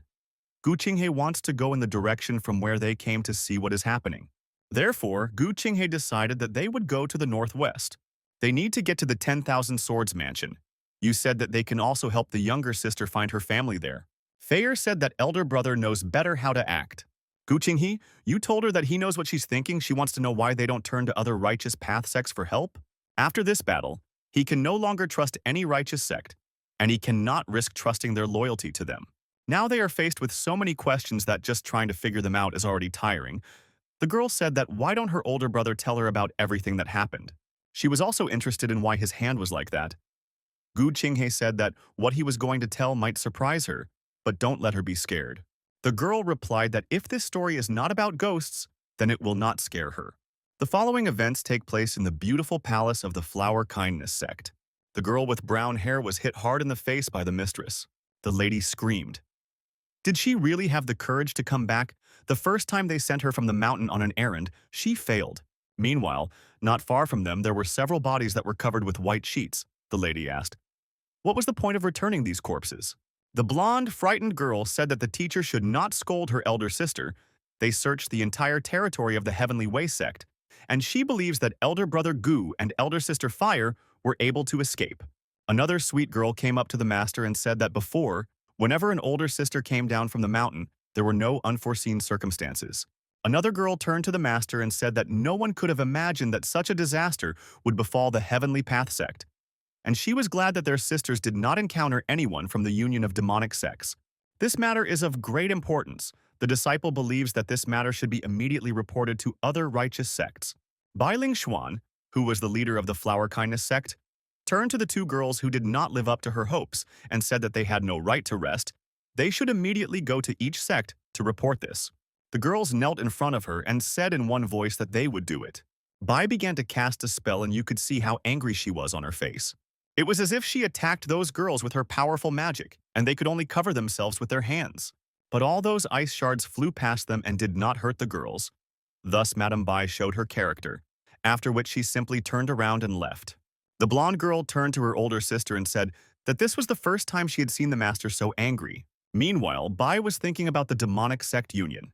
She was very worried about Gu Qinghe and thought that he would not allow anything to happen to him. Feier changed the little girl's clothes and asked her elder brother what he thought. Was she beautiful in those clothes? Gu Qinghe looked at them and thought that the younger sister thought that senior sister Fire was the most beautiful woman she had ever seen. Fire said that honey was pouring from Gu Qinghe's mouth. Then what is this to clarify that she said this as a sign of meaningless flattery? Gu Qinghe. He said that in this way it would really be much more convenient to hit the road, but he himself thought that she was attractive in any clothes. He turned to his interlocutor and said that she must have returned to everyone for money. She even took with her a cart pulled by a donkey. But why don't they buy a horse? It will be faster. The little girl said that the pawn shop didn't give much money, but Fire quickly shut her mouth. She asked, didn't she tell her not to mention the pawn shop? Gu Qinghe didn't understand what they were talking about. He asked what they were doing at the pawn shop. Now he realized that it turns out that she did not return to the sect for money. That is, all the money they spend now is from another source. He asked her, how could she exchange such an important thing for money? He said that this was very stupid. Then they got on the cart and set off. The little girl turned to Sister Fire and said that brother Gu Qinghe was very upset. Was that jade pendant really that important?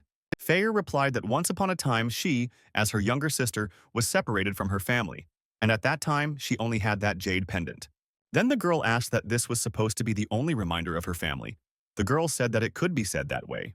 Then the girl replied that it is no wonder that brother Gu Qinghe is so angry. But it also shows that he cares about Sister Fire very much. Our hero thought that the little girl knows how to say the right words.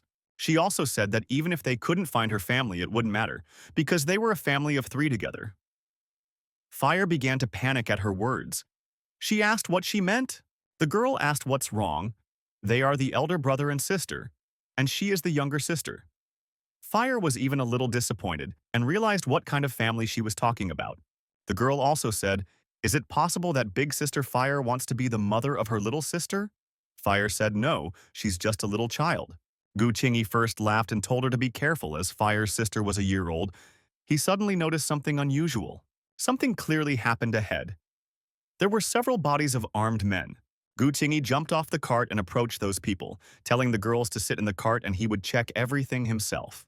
He saw that there was an ambush here, and there really is a real mess going on in this world. This is the territory of the Temple of Hidden Heavenly Treasures. Are these robbers so mad with poverty that they decided to rob the monks? He saw that one of them was seriously injured. Gu Qinghe walked up to him and told that master to hold on. He would help him. The wounded man groaned with his last words and then asked for help and pointed somewhere to the side with his finger. 2 men and 1 child ran quickly. One of them said that he needed to leave quickly and not let them catch up with him. The child was having fun and thought that he had a lot of fun running.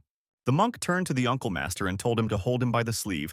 The child laughed and said that his interlocutor had promised to buy him candied nuts, so let him not forget about it. Suddenly, someone dealt a strong blow to the back of the man who was walking behind the others. That man then ran up to the first monk and stabbed him in the chest with his sword and wounded him. That young man who looked like a child turned to the monk who stood next to him and said that his nephew was bleeding. A muscular man with scars turned to the monk and said that he had some skills. He was able to kill 2 of his brothers while carrying such a heavy treasure. The robbers surrounded the monk and told him to put the treasures on the ground, and they would let him and the fool next to him go. The monk replied that this was the sacred relic of his sect, and he would not allow it to them. And if they want him to put the treasure, they must first ask his iron staff about it. When that muscular man got angry and asked what is he waiting for, they attacked the monk and the man next to him to kill them. The little man, whom the other monk called his uncle, said that he was having a lot of fun, and the monk with the iron staff asked his uncle to find a way to escape. The monk quickly struck his enemies and protected the treasure. Suddenly, two men simultaneously rushed behind him and wanted to hack him to death with their swords. They said that this damn monk should not be so arrogant. He would not be able to cope with all of them. But the monk was not going to give up. He defended himself in every possible way and repelled their attacks. Then they targeted that short monk, saying that he was disabled and they would quickly deal with him. They ran after him, and that short monk began to run away and asked his nephew to protect him. But as soon as he was distracted, the robbers immediately pounced on him and dealt him a fatal blow. As it turned out, this monk also had one hand, and all this time he fought thanks to his one hand. But now he was attacked very strongly. Blood sprayed out of his body. He fell, and the treasure he was carrying with him also fell to the ground. These were hands wrapped in rosaries. What caused the fatal disaster? A short monk noticed how his nephew was brutally wounded, and he screamed loudly. At that moment, a man with a sword attacked him. He swung his sword but did not have time to do anything. He immediately received a kick to the face. It was our hero who came to the aid of these guys. He was not going to leave everything as it was. Other robbers looked at the treasure. They thought, is it really all pure gold? One of them said that with such a large piece of gold they would definitely get rich. But behind them stood another robber who looked at them clearly with bad intentions. He attacked those guys, killing them in the process. He wanted to take all the treasure for himself. The other robbers looked at him and wondered what happened to the boss. Why the elder brother killed those guys, and the other answered in a whisper that they should not ask about this. And then the head of this gang rose up in blood. He said that this treasure belongs only to him. It was as if he had become insane. His assistants turned to him and said that they got what they wanted. Why don't they come back? Their boss began to turn into some kind of terrible monster. He shouted that this treasure belonged only to him. Meanwhile, Gu Qinghe ran to that wounded monk and told him not to move because he would now help him stop the bleeding. But suddenly he stopped from what he saw next to him. Then the man who grabbed the treasure turned into a demonic tiger. Gu Qinghe wondered where such a monster came from here. He began to examine what was inside the tiger and realized that he did not have a sea of qi. That is, he was not like those beetles from the cognition sect. Gu Qinghe took a closer look and realized that what was in his hand must have somehow influenced him. The one-armed monk turned to our hero, calling him young warriors, and asked him to help them. Gu Qinghe said that the world has really changed. Even monks cannot be relied upon. He did not trust this monk. The wounded monk said that the man's evil thoughts were strengthened by the treasure. If he were a good person, it would not have affected him. The robbers began to run away from their boss, frightened of him. Gu Qinghe asked if this was really the tricks of the deity they believe in. If he really exists, then why doesn't he help them? But the one who is now helping them is a disciple of the Heavenly Path sect. A ferocious beast rushed at our hero. The demonic tiger shouted that this treasure belongs to him. He is here only for its sake. The beast acted recklessly. It simply rushed at everyone. Gu Qinghe quickly used his sword and killed the beast. He fell and dropped the treasure on the ground and then turned back into a human. Gu Qinghe noticed that he had returned to his original appearance. These hands are truly sinister. And then the short monk turned to his nephew and said, does he really want to return to the city of Holy Promise? But he promised to buy him candied nuts. The wounded monk asked his uncle for forgiveness and said that his nephew had reached his limit. The uncle was upset because he would not receive any candied nuts. And the bloody monk was dying and said that he would return to the arms of the Holy Lord. Gu Qinghe watched as they all opened. The short monk told his nephew to enter them. Gu Qinghe watched an incredible picture of how the soul of that monk rose into some kind of heavenly portal. He ascended there completely calmly, without any regret. And at one moment he looked again at his uncle. And then he completely entered that portal, and the heavenly portal closed.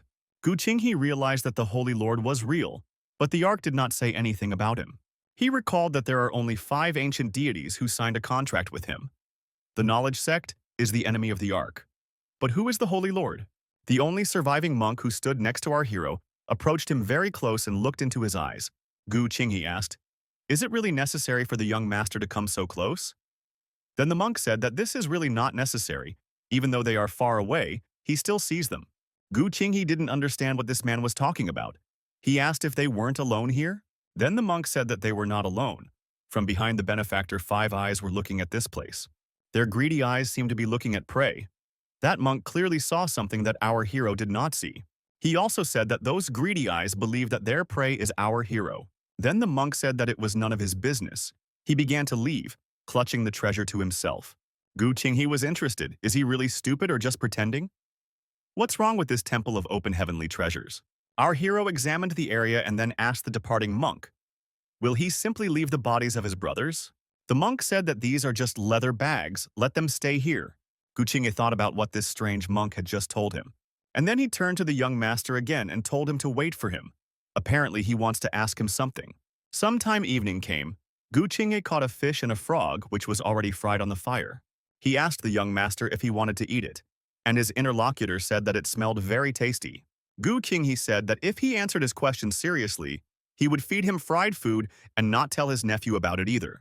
They looked behind them and our hero told the monk if he would see that girl. He asked him what was so strange about her. The monk said that this is definitely an attractive girl, and she not only helped his nephew heal but also treated him to steamed buns.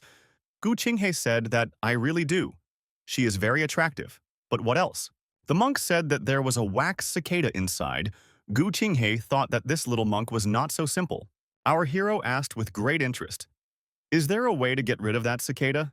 The monk told his interlocutor that he told him that he had to answer one question, but there were more and more of them. Gu Qinghe replied that he was right.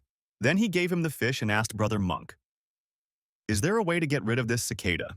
The monk ate the fish with great appetite and said that this was not the first time he had seen such an insect. But he could not do anything with it. But his master could handle this.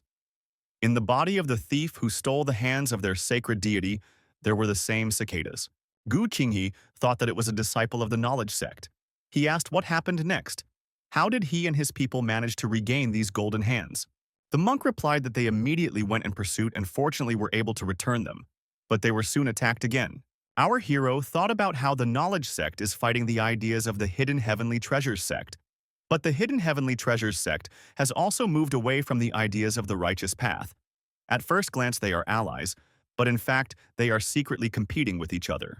But the heavenly dynasty and the Western Kingdom have been at war for more than 100 years, and the imperial court has always been supported by the righteous path sects. In order to obtain more blessings, the imperial government granted the righteous path sects the privilege of governing the territory where they were located, and the sects began to flourish.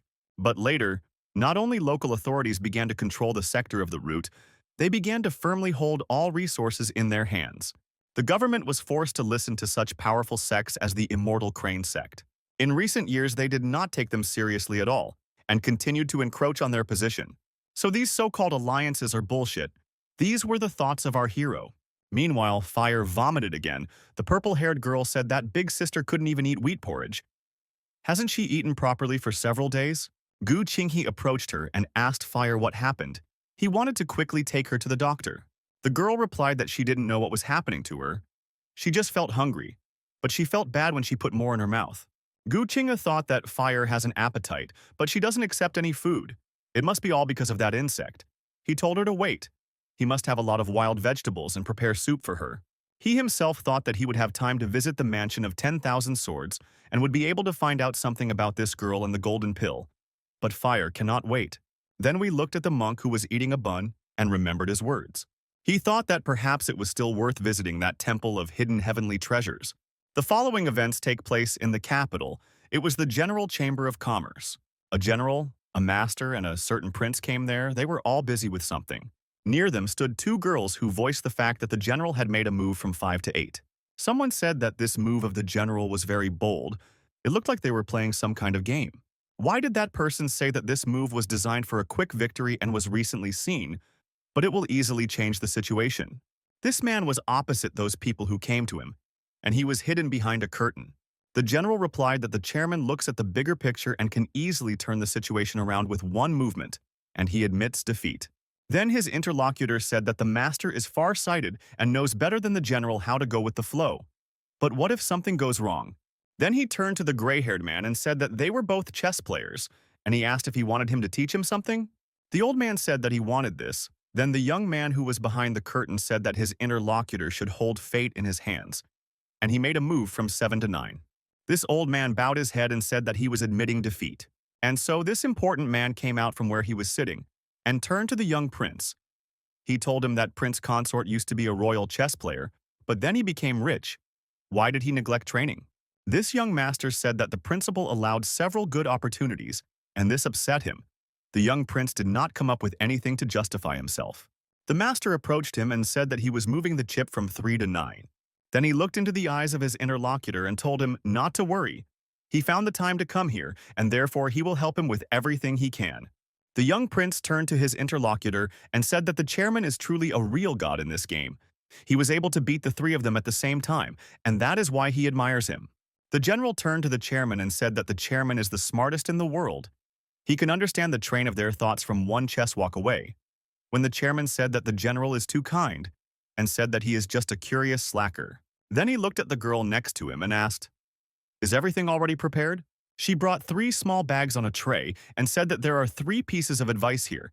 If they follow Mr. Bay's strategy, they can get what they want. They just need to remember that today the gentleman helped them with all his efforts, and someday he will come for a return favor. The chairman said that if in the future there was a need for the 3 of them, he would contact them. But those people determined him by saying that they would definitely offer themselves in order to repay the chairman. They said that they would always remember the chairman's kindness today. Then they thanked him, bowed, and said that with his permission they would leave. Meanwhile, the chairman went back to his chambers and lay down covering his head with a towel. Next to him were his assistants who massaged him and said that he was really amazing, because he attracted 3 such big people to his side with only 3 tips. As long as people have problems, it is only natural that they need someone who can solve them. As I expected from a master, he is truly amazing. Another assistant turned to the gentleman and said that a trading company in the north had received a rare item. They immediately rushed to deliver it here as soon as they received it. The master removed the towel from his face and asked why they were in such a hurry. What was it? His sweet assistant brought him a jade pendant with inscriptions. The following events take place in another place. Some person eats noodles with great appetite. Right behind him is that same young master with his assistants. He asked that man if he could stop eating at least while he was talking. The man, without stopping chewing, asked if his interlocutor was really afraid that he could ruin him like that. The young master replied that he was so rich that he would not be able to ruin him in this way even in 100 lives. Over the past 3 years he really wanted to and completely changed. He also asked that fat man if his family would recognize him if they were here not now. Then the young master took out a pendant and asked that fat man that he also had such a decoration. Then that man quickly grabbed the pendant and began to examine it. As it turned out, this jade pendant could be opened, and there were some inscriptions in Chinese inside. The fat man's voice immediately began to tremble, and he asked the young master what his conditions were. The master said that it took him a lot of effort to force the caravan in the north to catch up with them. But for several days he has not received news from the north, and he is afraid that the worst has happened. Then the fat man interrupted his interlocutor and said that he understood everything, and he would go to the sect of knowledge and find out what happened. And now, let's return back to our hero. He proposed his journey with his companions. The young monk walked ahead and said that they needed to hurry. They would soon arrive at the sect gate. Gu Qinghe was at a loss. He said that it was already noon. Why the fog had not cleared yet? Another monk whom they saved said that there is strong humidity in the mountains, and such fog is the norm here. Gu Qinghe said that if you think about it, yes, it is more humid in the mountains. He himself thought that the closer they are to the hidden heavenly treasures sect, the more restless his heart is. It seems to him that there is something strange in this fog, but even the eye of truth does not see anything bad. Feyre felt bad because she had not eaten anything normally for several days. The girl who was sitting next to her drew her attention to what was happening not far from them. Right in front of them, there were 2 people who were behaving somehow strangely.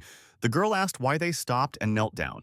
The high monk replied that these people were followers of their hidden heavenly treasure sect. They climbed the mountain to pray for a blessing. Taking 3 steps, they kneeled down. The monk who walked next to our hero bowed to these people, and Gu Qinghe thought that there were very devout believers here. To pray for a blessing, they are ready to break their heads and bleed their knees, but they don't care at all.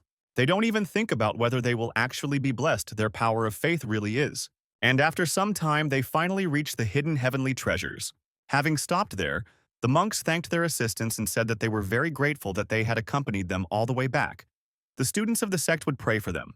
Having said these words, our hero simply silently looked at that tall monk. There was a smile on his face. The monk didn't understand why he didn't say anything, and then asked the young hero if he wanted to say something else. Gu Qinghe replied that they rarely come here, and it would be nice if they were invited for a cup of tea. The short monk replied that the master would definitely show hospitality. Then, the high monk said that in truth the sect demands that their disciples are not allowed to communicate with disciples of other sects. Even the fact that they accompanied them is against the laws of the sect. Gu Qinghe said that this is why they should go to change for this. Feier turned to Gu Qinghe and said that since these are the rules of the Temple of Hidden Heavenly Treasures, they should not put the master in an awkward position. The girl who left next to her said that there was probably nothing to even see there. Gu Qinghe said that they were all members of the righteous sections. They should have more contact with each other. But the monk clearly did not want them to enter their sect. He told the young hero not to put the poor monk in an awkward position. Suddenly, a voice was heard saying that ignorance invites guests. Gu Qinghe was amazed at what happened. The short monk said that this was excellent, and the other monk said that since the master wanted it that way, the young hero could pass.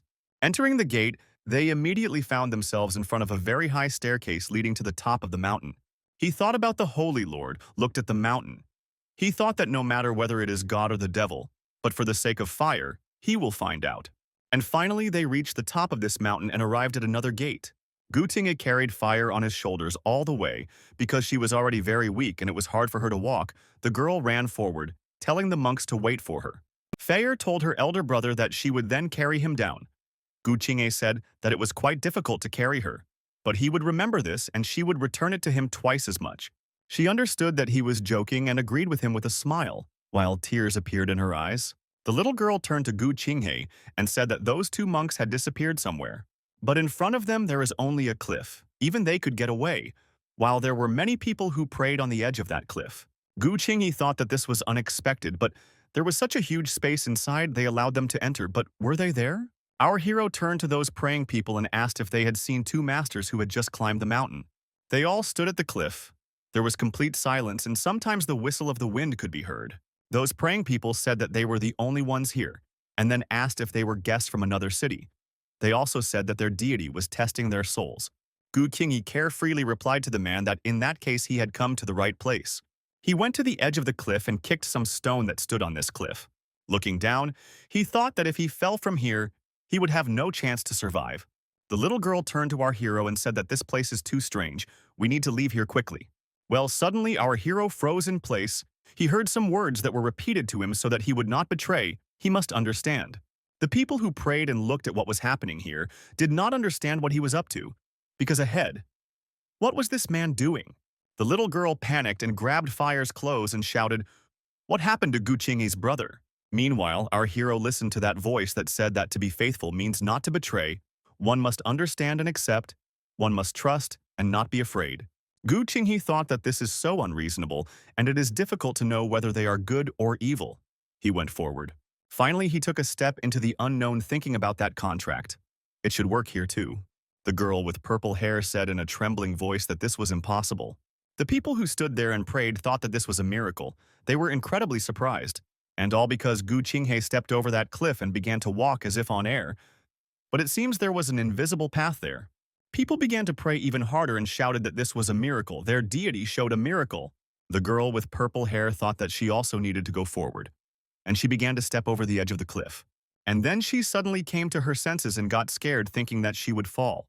As it turned out, those people also tried to step. And one of them, who was the first, fell down from the cliff. Then people said that he was not sincere and began to ask for forgiveness for their ignorance. Then the girl with purple hair smiled. She was thinking about something. And then she turned to ignorance and said that he almost caught her again. Meanwhile, our hero and his girlfriend finally walked along this invisible path. Having arrived there, he looked around. Our hero was very focused at that moment. Then he said that it is better to see once than to hear 100 times. Directly in front of him was a golden statue that shone brightly. It seemed to be that same local deity. It looks like this is the same creature that local people pray to. This golden statue had its eyes closed, but when our hero came closer, the statue opened its eyes. Gu Qinghe stood in front of this majestic statue, looking at it for several seconds.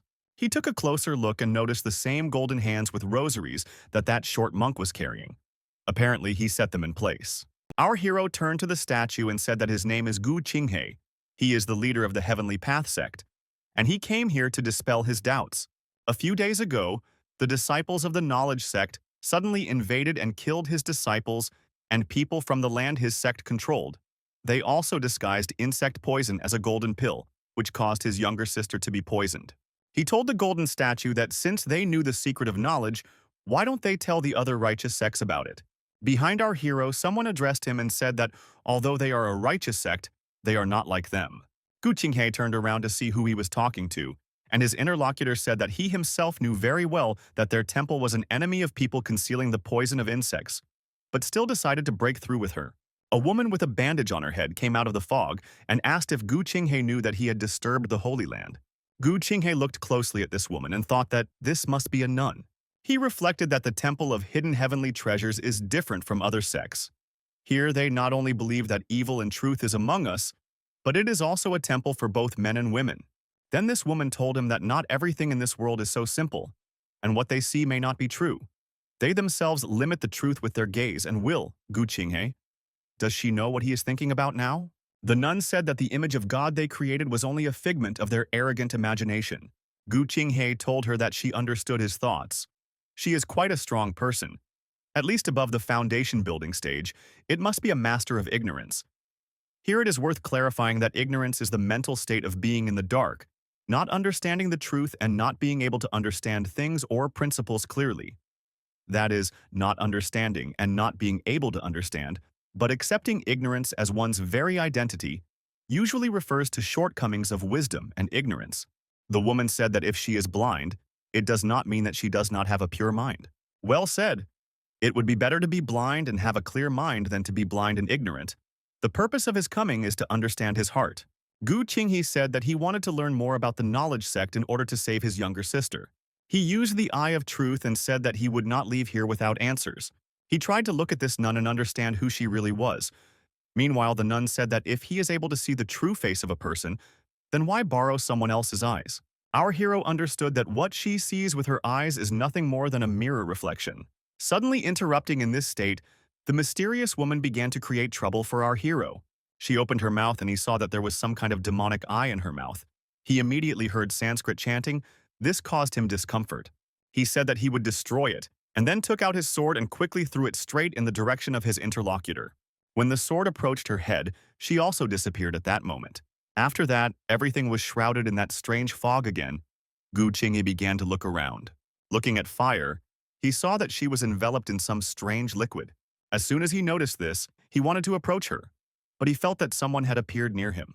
Gu Qinghe managed to react and saw a huge glowing fist flying straight into his face. Gu Qinghe quickly stopped this fist with his metal hand. Taking a closer look, he noticed that this monk had no hands, but a powerful force allowed him to use these phantom hands. Gu Qinghe was ready to fight him. He was very angry and shouted for that opponent to come to him. At that moment, her hand wriggled with creepy tentacles. He created a huge hand of incredible size from these tentacles. Then, shouting that the monk should not touch her, he swung his hand and hit him very hard. As soon as he finished with him, at the same moment a blow flew straight at him again, but now it was a phantom leg. Gu Qinghe managed to react and quickly turned into a whole flock of rats. This foot dealt a crushing blow and scattered all the rats in different directions. As it turned out, it was a monk who had no legs, but he had the same strength as the previous one. The creepy monk sat down on the ground and began to look at where our hero had gone. And suddenly, a whole flock of rats began to run towards him and devoured his body. More than 100 years ago, the first immortal cultivator, Grandmaster Li Yuan, founded the first righteous path sect called the Heavenly Pillar Sect. After 100 years, his disciples split up and formed 11 sections that are today known as the Righteous Path sects. Later, they were joined by the Hidden Heavenly Treasures sect, which had nothing to do with the Heavenly Pillars. They once helped the Righteous Path sects in the fight against the alliance of demonic sects, and later defended the imperial court from the Western Xia Kingdom. So they were included in the list of Righteous Path sects. When our hero was very little, he always pestered his mother so that before going to bed, she would tell him interesting stories about other sects. Mostly these were stories about travel and saving people. Only the origin story of the Hidden Heavenly Treasure sect is full of blood and strangeness. According to legend, there was once a sage in the world. He was a follower of the Holy Lord, but later, due to his achievements, he became the minister of the country. He was loyal to the people, hardworking, and honest, but he became a target again and again. Even the Holy Lord gradually turned away from him. And then one day this deity decided to take his heart. The deity influenced him that if he really cares about this world, then let him give his heart. Some people who were near him were shocked. Would he really have to cut out his heart? This is too much. Someone said that he should do it. Evil people said that he deserved it. But he himself said that since he wants it, then he will do it. And having lost his heart, the faithful minister remained alive but lost his way, until he met a strange old nun one dark rainy day. He passed by, she turned to the minister and said that he had been walking here for many days. She told him that he had lost something. The minister said in a calm voice that it seemed the master had decided to mock him. This nun had her eyes sewn shut.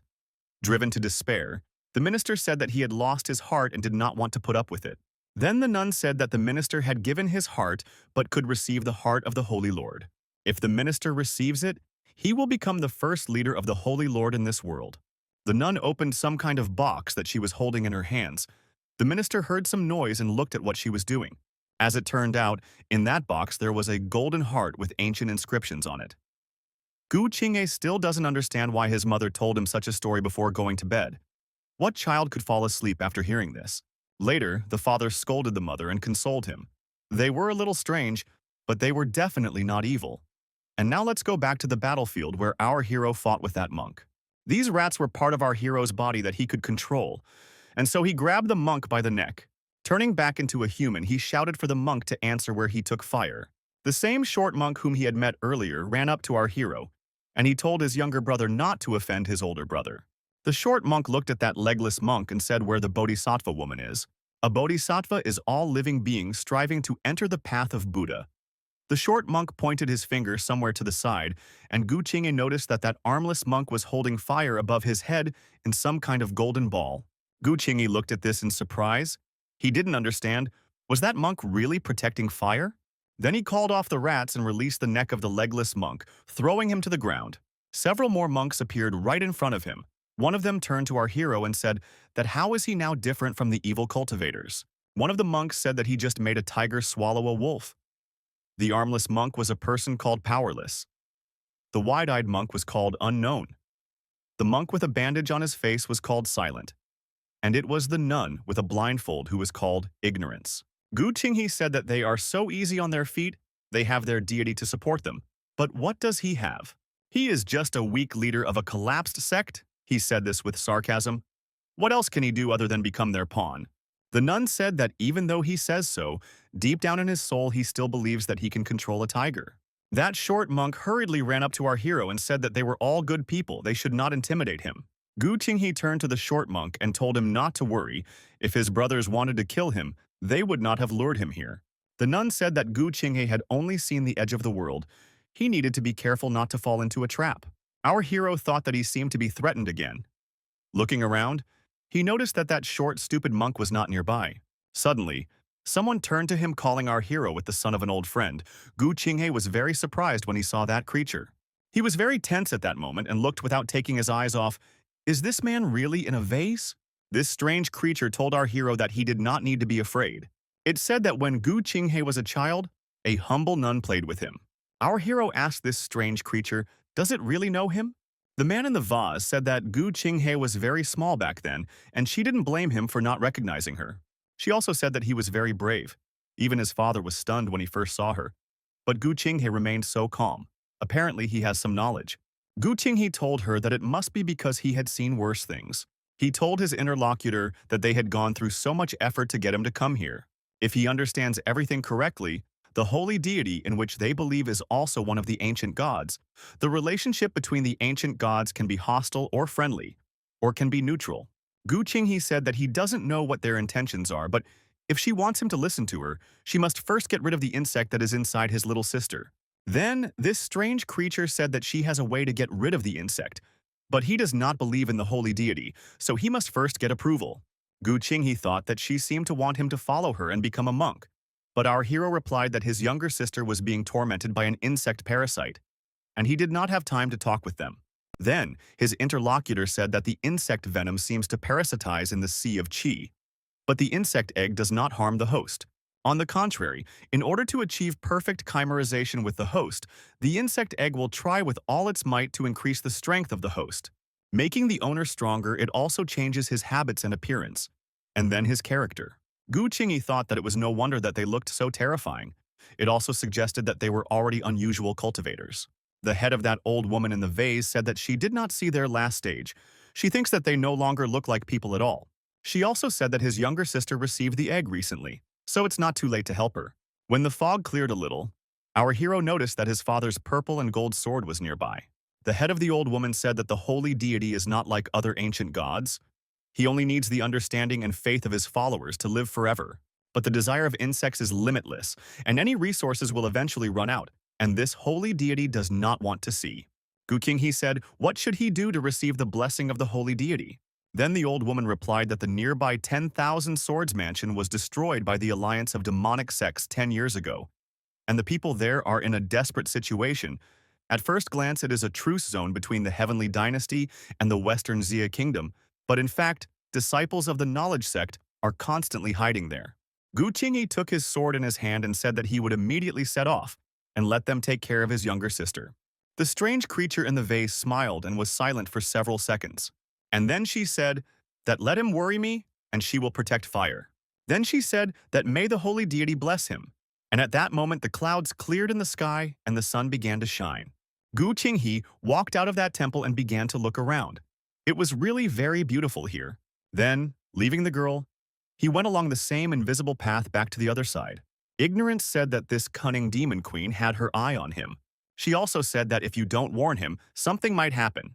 Then they all gathered together, and that old woman told Vase that with his wisdom it was impossible to hide this from him, not to mention that the ancient gods are watching over him. Meanwhile, a girl with purple hair was drawing the outline of our hero on the ground with a stick. Suddenly, one of those praying men who was on this mountain shouted that someone was returning. They thought that he must have been washed by the grace of the holy deity. When he returned, those people fell to their knees and called our hero a blessed saint, and the girl happily ran up to Brother Qinghe. She suddenly hugged him and said that she thought they left her here, and her voice trembled. Tears appeared in her eyes. The girl asked, "Where is Big Sister Fire?" Qinghe looked at her and asked Little Sister if she knew what the universal obsession with cultivating immortals was. People in China strive for immortality from birth. For the most part, the cultivation process is immortality. The girl with purple hair said that immortality is only available to saints. Our hero said that everything is true, but for ordinary people like him who do not have a divine beginning, eternal life is impossible, but he persistently strives to achieve immortality. The cultivation path to achieve immortality is divided into 8 stages. Starting from the first period of breathing processing, you need to get to at least the 5th in order to learn to fly. Qinghe recalled that as a child he admired cultivators that could fly. He recalled that Fire easily learned to do this at the age of 6 and immediately became the brightest student of the sect. And Qinghe, not having a divine origin, could only admire her. Even if he was somehow able to master the art of swordsmanship, he would never be able to fly and become a true immortal. Then that girl asked Qinghe's brother why he was suddenly telling her about this. Qinghe looked at her with a smile and said that he was telling her this because the chick was about to spread its wings. Suddenly, he grabbed her in his arms and jumped down from the cliff. The girl was very scared. Qinghe had the abilities that he acquired from that ancient creature. Now he could fly. It seemed to him that he could fly even faster. The girl with purple hair asked him to stop because she was scared. Qinghe told her to stop pretending. It was only them and she had no need to hide. The girl replied that she didn't understand. Then they flew above the clouds and stopped. Qinghe held the girl in his arms and said that it's quite high here. Anyone who falls from here will die. But with her cultivation skills, such a height is nothing to her. The girl with tears in her eyes asked her brother Qinghe, "Is he really possessed by evil spirits? Why is he treating her like this? Where did she go wrong?" Qinghe said that Fire was also a girl, so she didn't smell it, but he was a man. Children like to play and run around, so they sweat a lot. But since they don't eat as much as adults, they don't smell as bad. And her body exudes the distinct smell of a woman, and an overripe one at that. She smiled and stuck her tongue out at him. She said that she wanted to play a little more and didn't think that he would notice it from the very beginning. She turned into her original form and asked if he liked the smell of her body. Qinghe said that the smell was great, but he liked the way she looked before she turned. Qinghe looked at her and thought that now she is really frightening.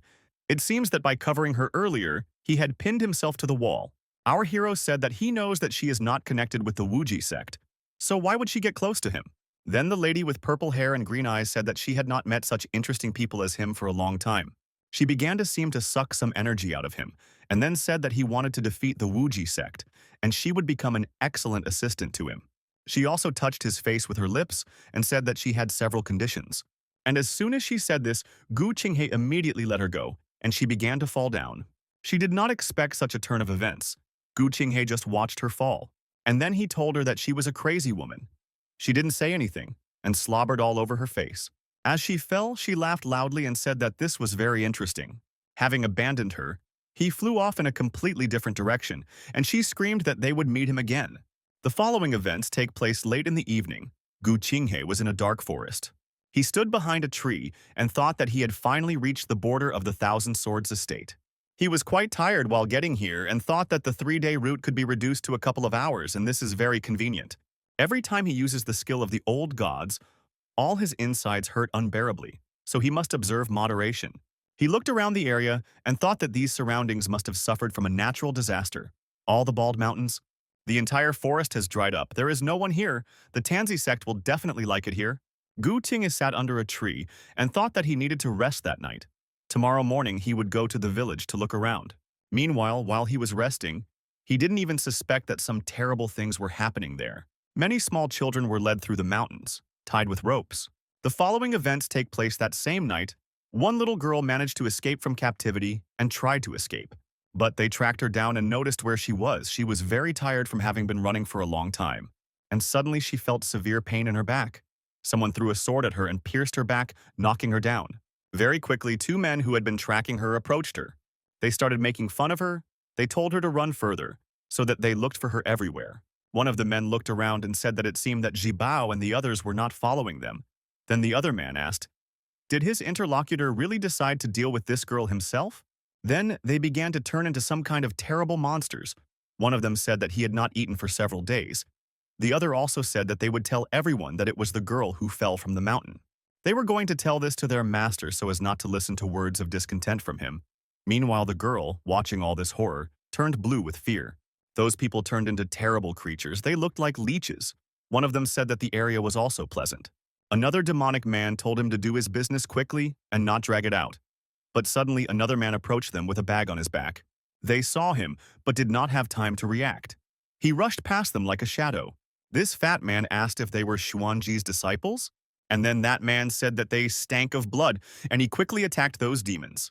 Thus, he quickly cut off their heads and they fell to the ground. He looked at the early girl who had tears coming from her eyes. She said absolutely nothing. A man with a bag on his shoulder burned the bodies of those demons with the words that they should sleep peacefully. A small rat watched the whole incident. Seeing everything that happened, the rat started running in the opposite direction. The following events take place in the former Thousand Swords Manor. It was to this place that that same small rat came running with the thought that there was no one in this place anymore. This rat was our hero, who simply took on a different form so that it would be safer for him to move. He thought that even though this estate had become impoverished, it did not seem that it had been abandoned for a long time. You can also notice that there are traces of human habitation here. But unlike what happened to Anyu and the others, people didn't leave here because of a bad harvest. Our hero looked at the houses and what these people kept before they left here, and they obviously had grub. But for a moment, he felt as if all the people here had just instantly disappeared. Gu Qinghe again turned into his original form. As it turned out, each rat could run to a different point and find the necessary information there. And then, when they all got together, our hero received all the information that these rats learned. He thought that the man who killed those demons just called the name of Zhuan's follower. By following him, he can learn something useful. That fat man with a bag behind his back heard that rats were running around him. The following events take place in another place, at which there was no one at the gate. Inside the temple, 2 people turned to the master and reported to her that all the components were prepared. Then the pale man turned to Xuan Qiu and asked her if she had heard this. A woman with black hair asked how the preparations are going. Until the tunnel is ready, it won't be possible to get to the sect in a day. She asked that pale man that he seemed comfortable sitting there alone forever. The man replied that the third brother did not even send an assistant to her. The woman with black hair said that this Zhuan is still nothing, quite active. This stinking mantis is very arrogant. The pale man suddenly felt something and then said that someone had crossed the property line.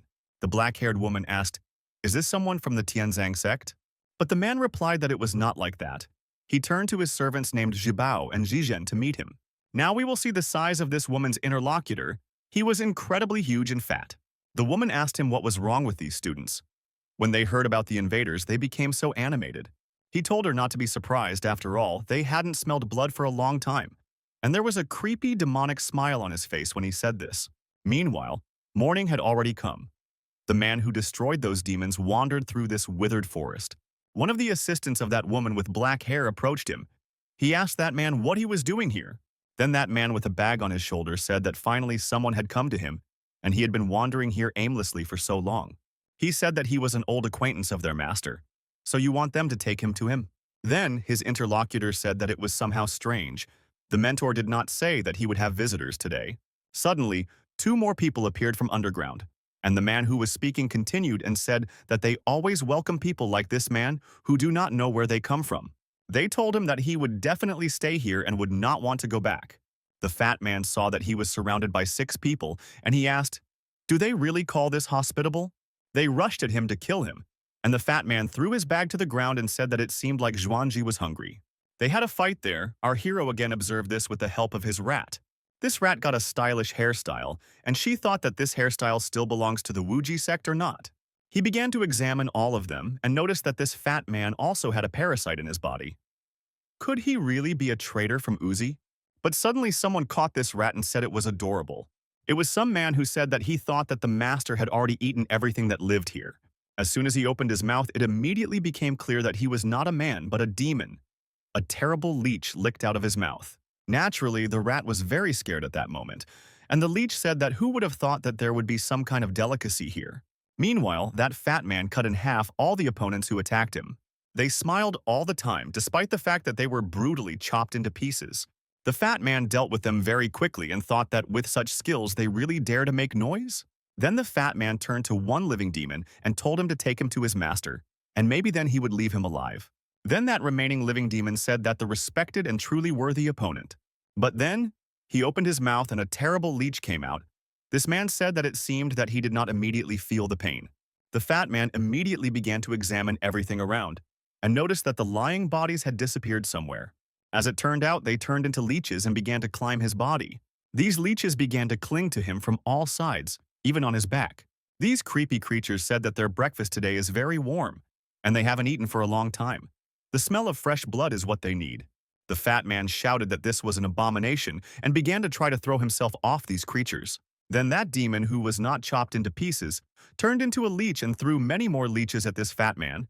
That fat man was shocked that there were so many of them. He began to panic. Therefore, he began to quickly run away. Our hero watched all this from behind a tree. Our hero turned to the demon who tried to eat him in the form of a rat and said that it was good that he was not killed and asked if he would show him the way. Gu Qingyi grabbed that demon with his tentacles and inflicted several injuries on him, also tore off his arm and some other important organs. That demon said that he would show everything. The following events take place in a dark cave. Some noise was heard there. These were our old friends. 2 demons. One of them was making a path in this tunnel by breaking stones. He was a little tired and turned to his interlocutor, saying that this fool was not helping him at all. The big muscular demon said that he knew that his interlocutor was unhappy, but who told him to behave so recklessly? And he knows that when he enters that state, he easily loses his mind, and every time he simply rushes ahead, but he learns from his mistakes, and next time he should be more serious when meeting him. But after the words of this demon, another curly-haired demon looked at him with anger. Then the muscular demon said that he was wrong and said too much, and let his interlocutor rest a little more, and he will continue to clear the way. The curly-haired demon agreed with this, and his interlocutor became angry at that moment. Meanwhile, Gu Qinghe came to the gate where terrible things were happening. He tore out the larva inside the body of the man who brought him here and threw it next to his body. Gu Qinghe thought that this place was once quite beautiful. A gate slowly opened right in front of him, but he saw no one. He entered there and walked further, and after him came that same fat man. He said that it would be difficult to say whose power would be opposed here. Gu Qinghe walked around the temple and ran quickly along one of the corridors. He walked for a very long time and found himself at a dead end. There was nothing right in front of him, but he understood that this must definitely be a trick to divert attention. So he used the eye of truth and began to examine everything around him. Everything was as he thought. He cut this wall, and as it turned out, it was an illusion. When he looked at what was inside, there was a very nasty sour smell. He entered this fetid and demonic cave, and then looked up the mountain and noticed that there was an exit from above. As soon as he entered here, he heard that someone was telling him to let them out of here. Someone came for them. Gu Qingyi felt terrible anger everywhere. He began to look closely to understand what was happening here. He saw that there were many spirits here. These spirits were locked here. They wanted to escape, but it was impossible to get out. One of the spirits flew very close to him, and our hero understood what he should do to move on. He used his power to help him fly and immediately took off into the air. So he got out through that hole in the ceiling of this place. Meanwhile, that fat man with a sword in his hand walked behind our hero. He looked around, thinking that the guy in front of him had instantly disappeared. Suddenly, he felt that some kind of earthquake was happening. He thought that he had been discovered. Some water started seeping out from behind one of the doors, and then the door opened and a lot of water came out. The fat man watched in shock as a whole river with many leeches was now approaching him. These leeches were very hungry. They wanted to pounce on someone who had blood. The fat man began to quickly run away, screaming from that place, trying to escape. Meanwhile, our hero continued his journey through this cave. He climbed to the top floor and began to chop those sinister fabrics. He thought that that vengeful spirit said that there are a lot of children imprisoned here. But how can people be hidden here? Then he noticed something that attracted his attention. Some cocoons from which silhouettes of people could be seen. He noticed that there really were children there. They were in some strange clothes and there were creepy tubes in their mouths. A lot, Gu Qingyi thought that. Who would have thought that there were so many of them, and besides, they were all children? He was simply shocked by what he saw and understood that he needed to save them first. He quickly approached the children and began to chop the coconuts to get them out of there, and then pulled those tubes out of the boy's mouth. He took one of the children out of there and noticed that the child was alive, and he began to come to his senses. Gu Qingyi told that boy not to be afraid because he came to save them. But something happened that our hero definitely did not expect. From nowhere, a long and prickly tentacle appeared that pierced our hero and that child right through. As it turned out, it was the same demon woman with black hair. She raised our hero above her head and said that it looks like he is Gu Qinghe from the Tiandao sect. It said with a smile on its face that he got all the way here. He really is a worthy opponent. Gu Qinghe felt incredible pain from being pierced through, but he felt very sorry for your child who died knee for nothing. Looking at the dead child whom he wanted to save, our hero forbade that he would not spare anyone. Then he suddenly turned his hand into many terrible tentacles and attacked the woman who attacked him. She definitely did not expect such a turn of events, and he immediately tore her into several pieces. Her head fell apart from the other body, and she said that he was truly a creepy character. Gu Qinghe grabbed his sword and said that she kidnapped these children. And in an almost demonic voice, he said that it was she who was to blame for the extermination of his sect. If you have watched up to this point, then be sure to like and subscribe to this channel. The name of this manhwa is False Immortal. A demonic woman with black hair told him not to talk nonsense. She was not responsible for finding the components for the strengthening elixir. She began to regenerate and said that these were just details. Her Wookiee sect destroyed his Tiandao sect anyway, where it has now regenerated and is now here. There were two women. One of them said that they were sworn enemies after all. She just didn't expect that he would be so capable. Perhaps she would have to take action against him. Gu Qinghe was surprised that she calmly created a second body. Did he really miss? He began to carefully examine them and noticed that they both had a cocoon. The woman asked why he was looking so closely. Maybe she was shy. Gu Qinghe thought that at her chi high point there were parasite eggs, one small fragment in each body. She is different from Xuan and Xuantang. Another body can be separated from her body. Our hero asked that if she is also a disciple of the Xuan generation, then her name should be Xuan Q or Xuan Yin. Then his interlocutor said that everything is right. Her name is really Xuan Ku. He is so smart. Unexpectedly, he guessed her precious name the first time. Did he really fall in love with her?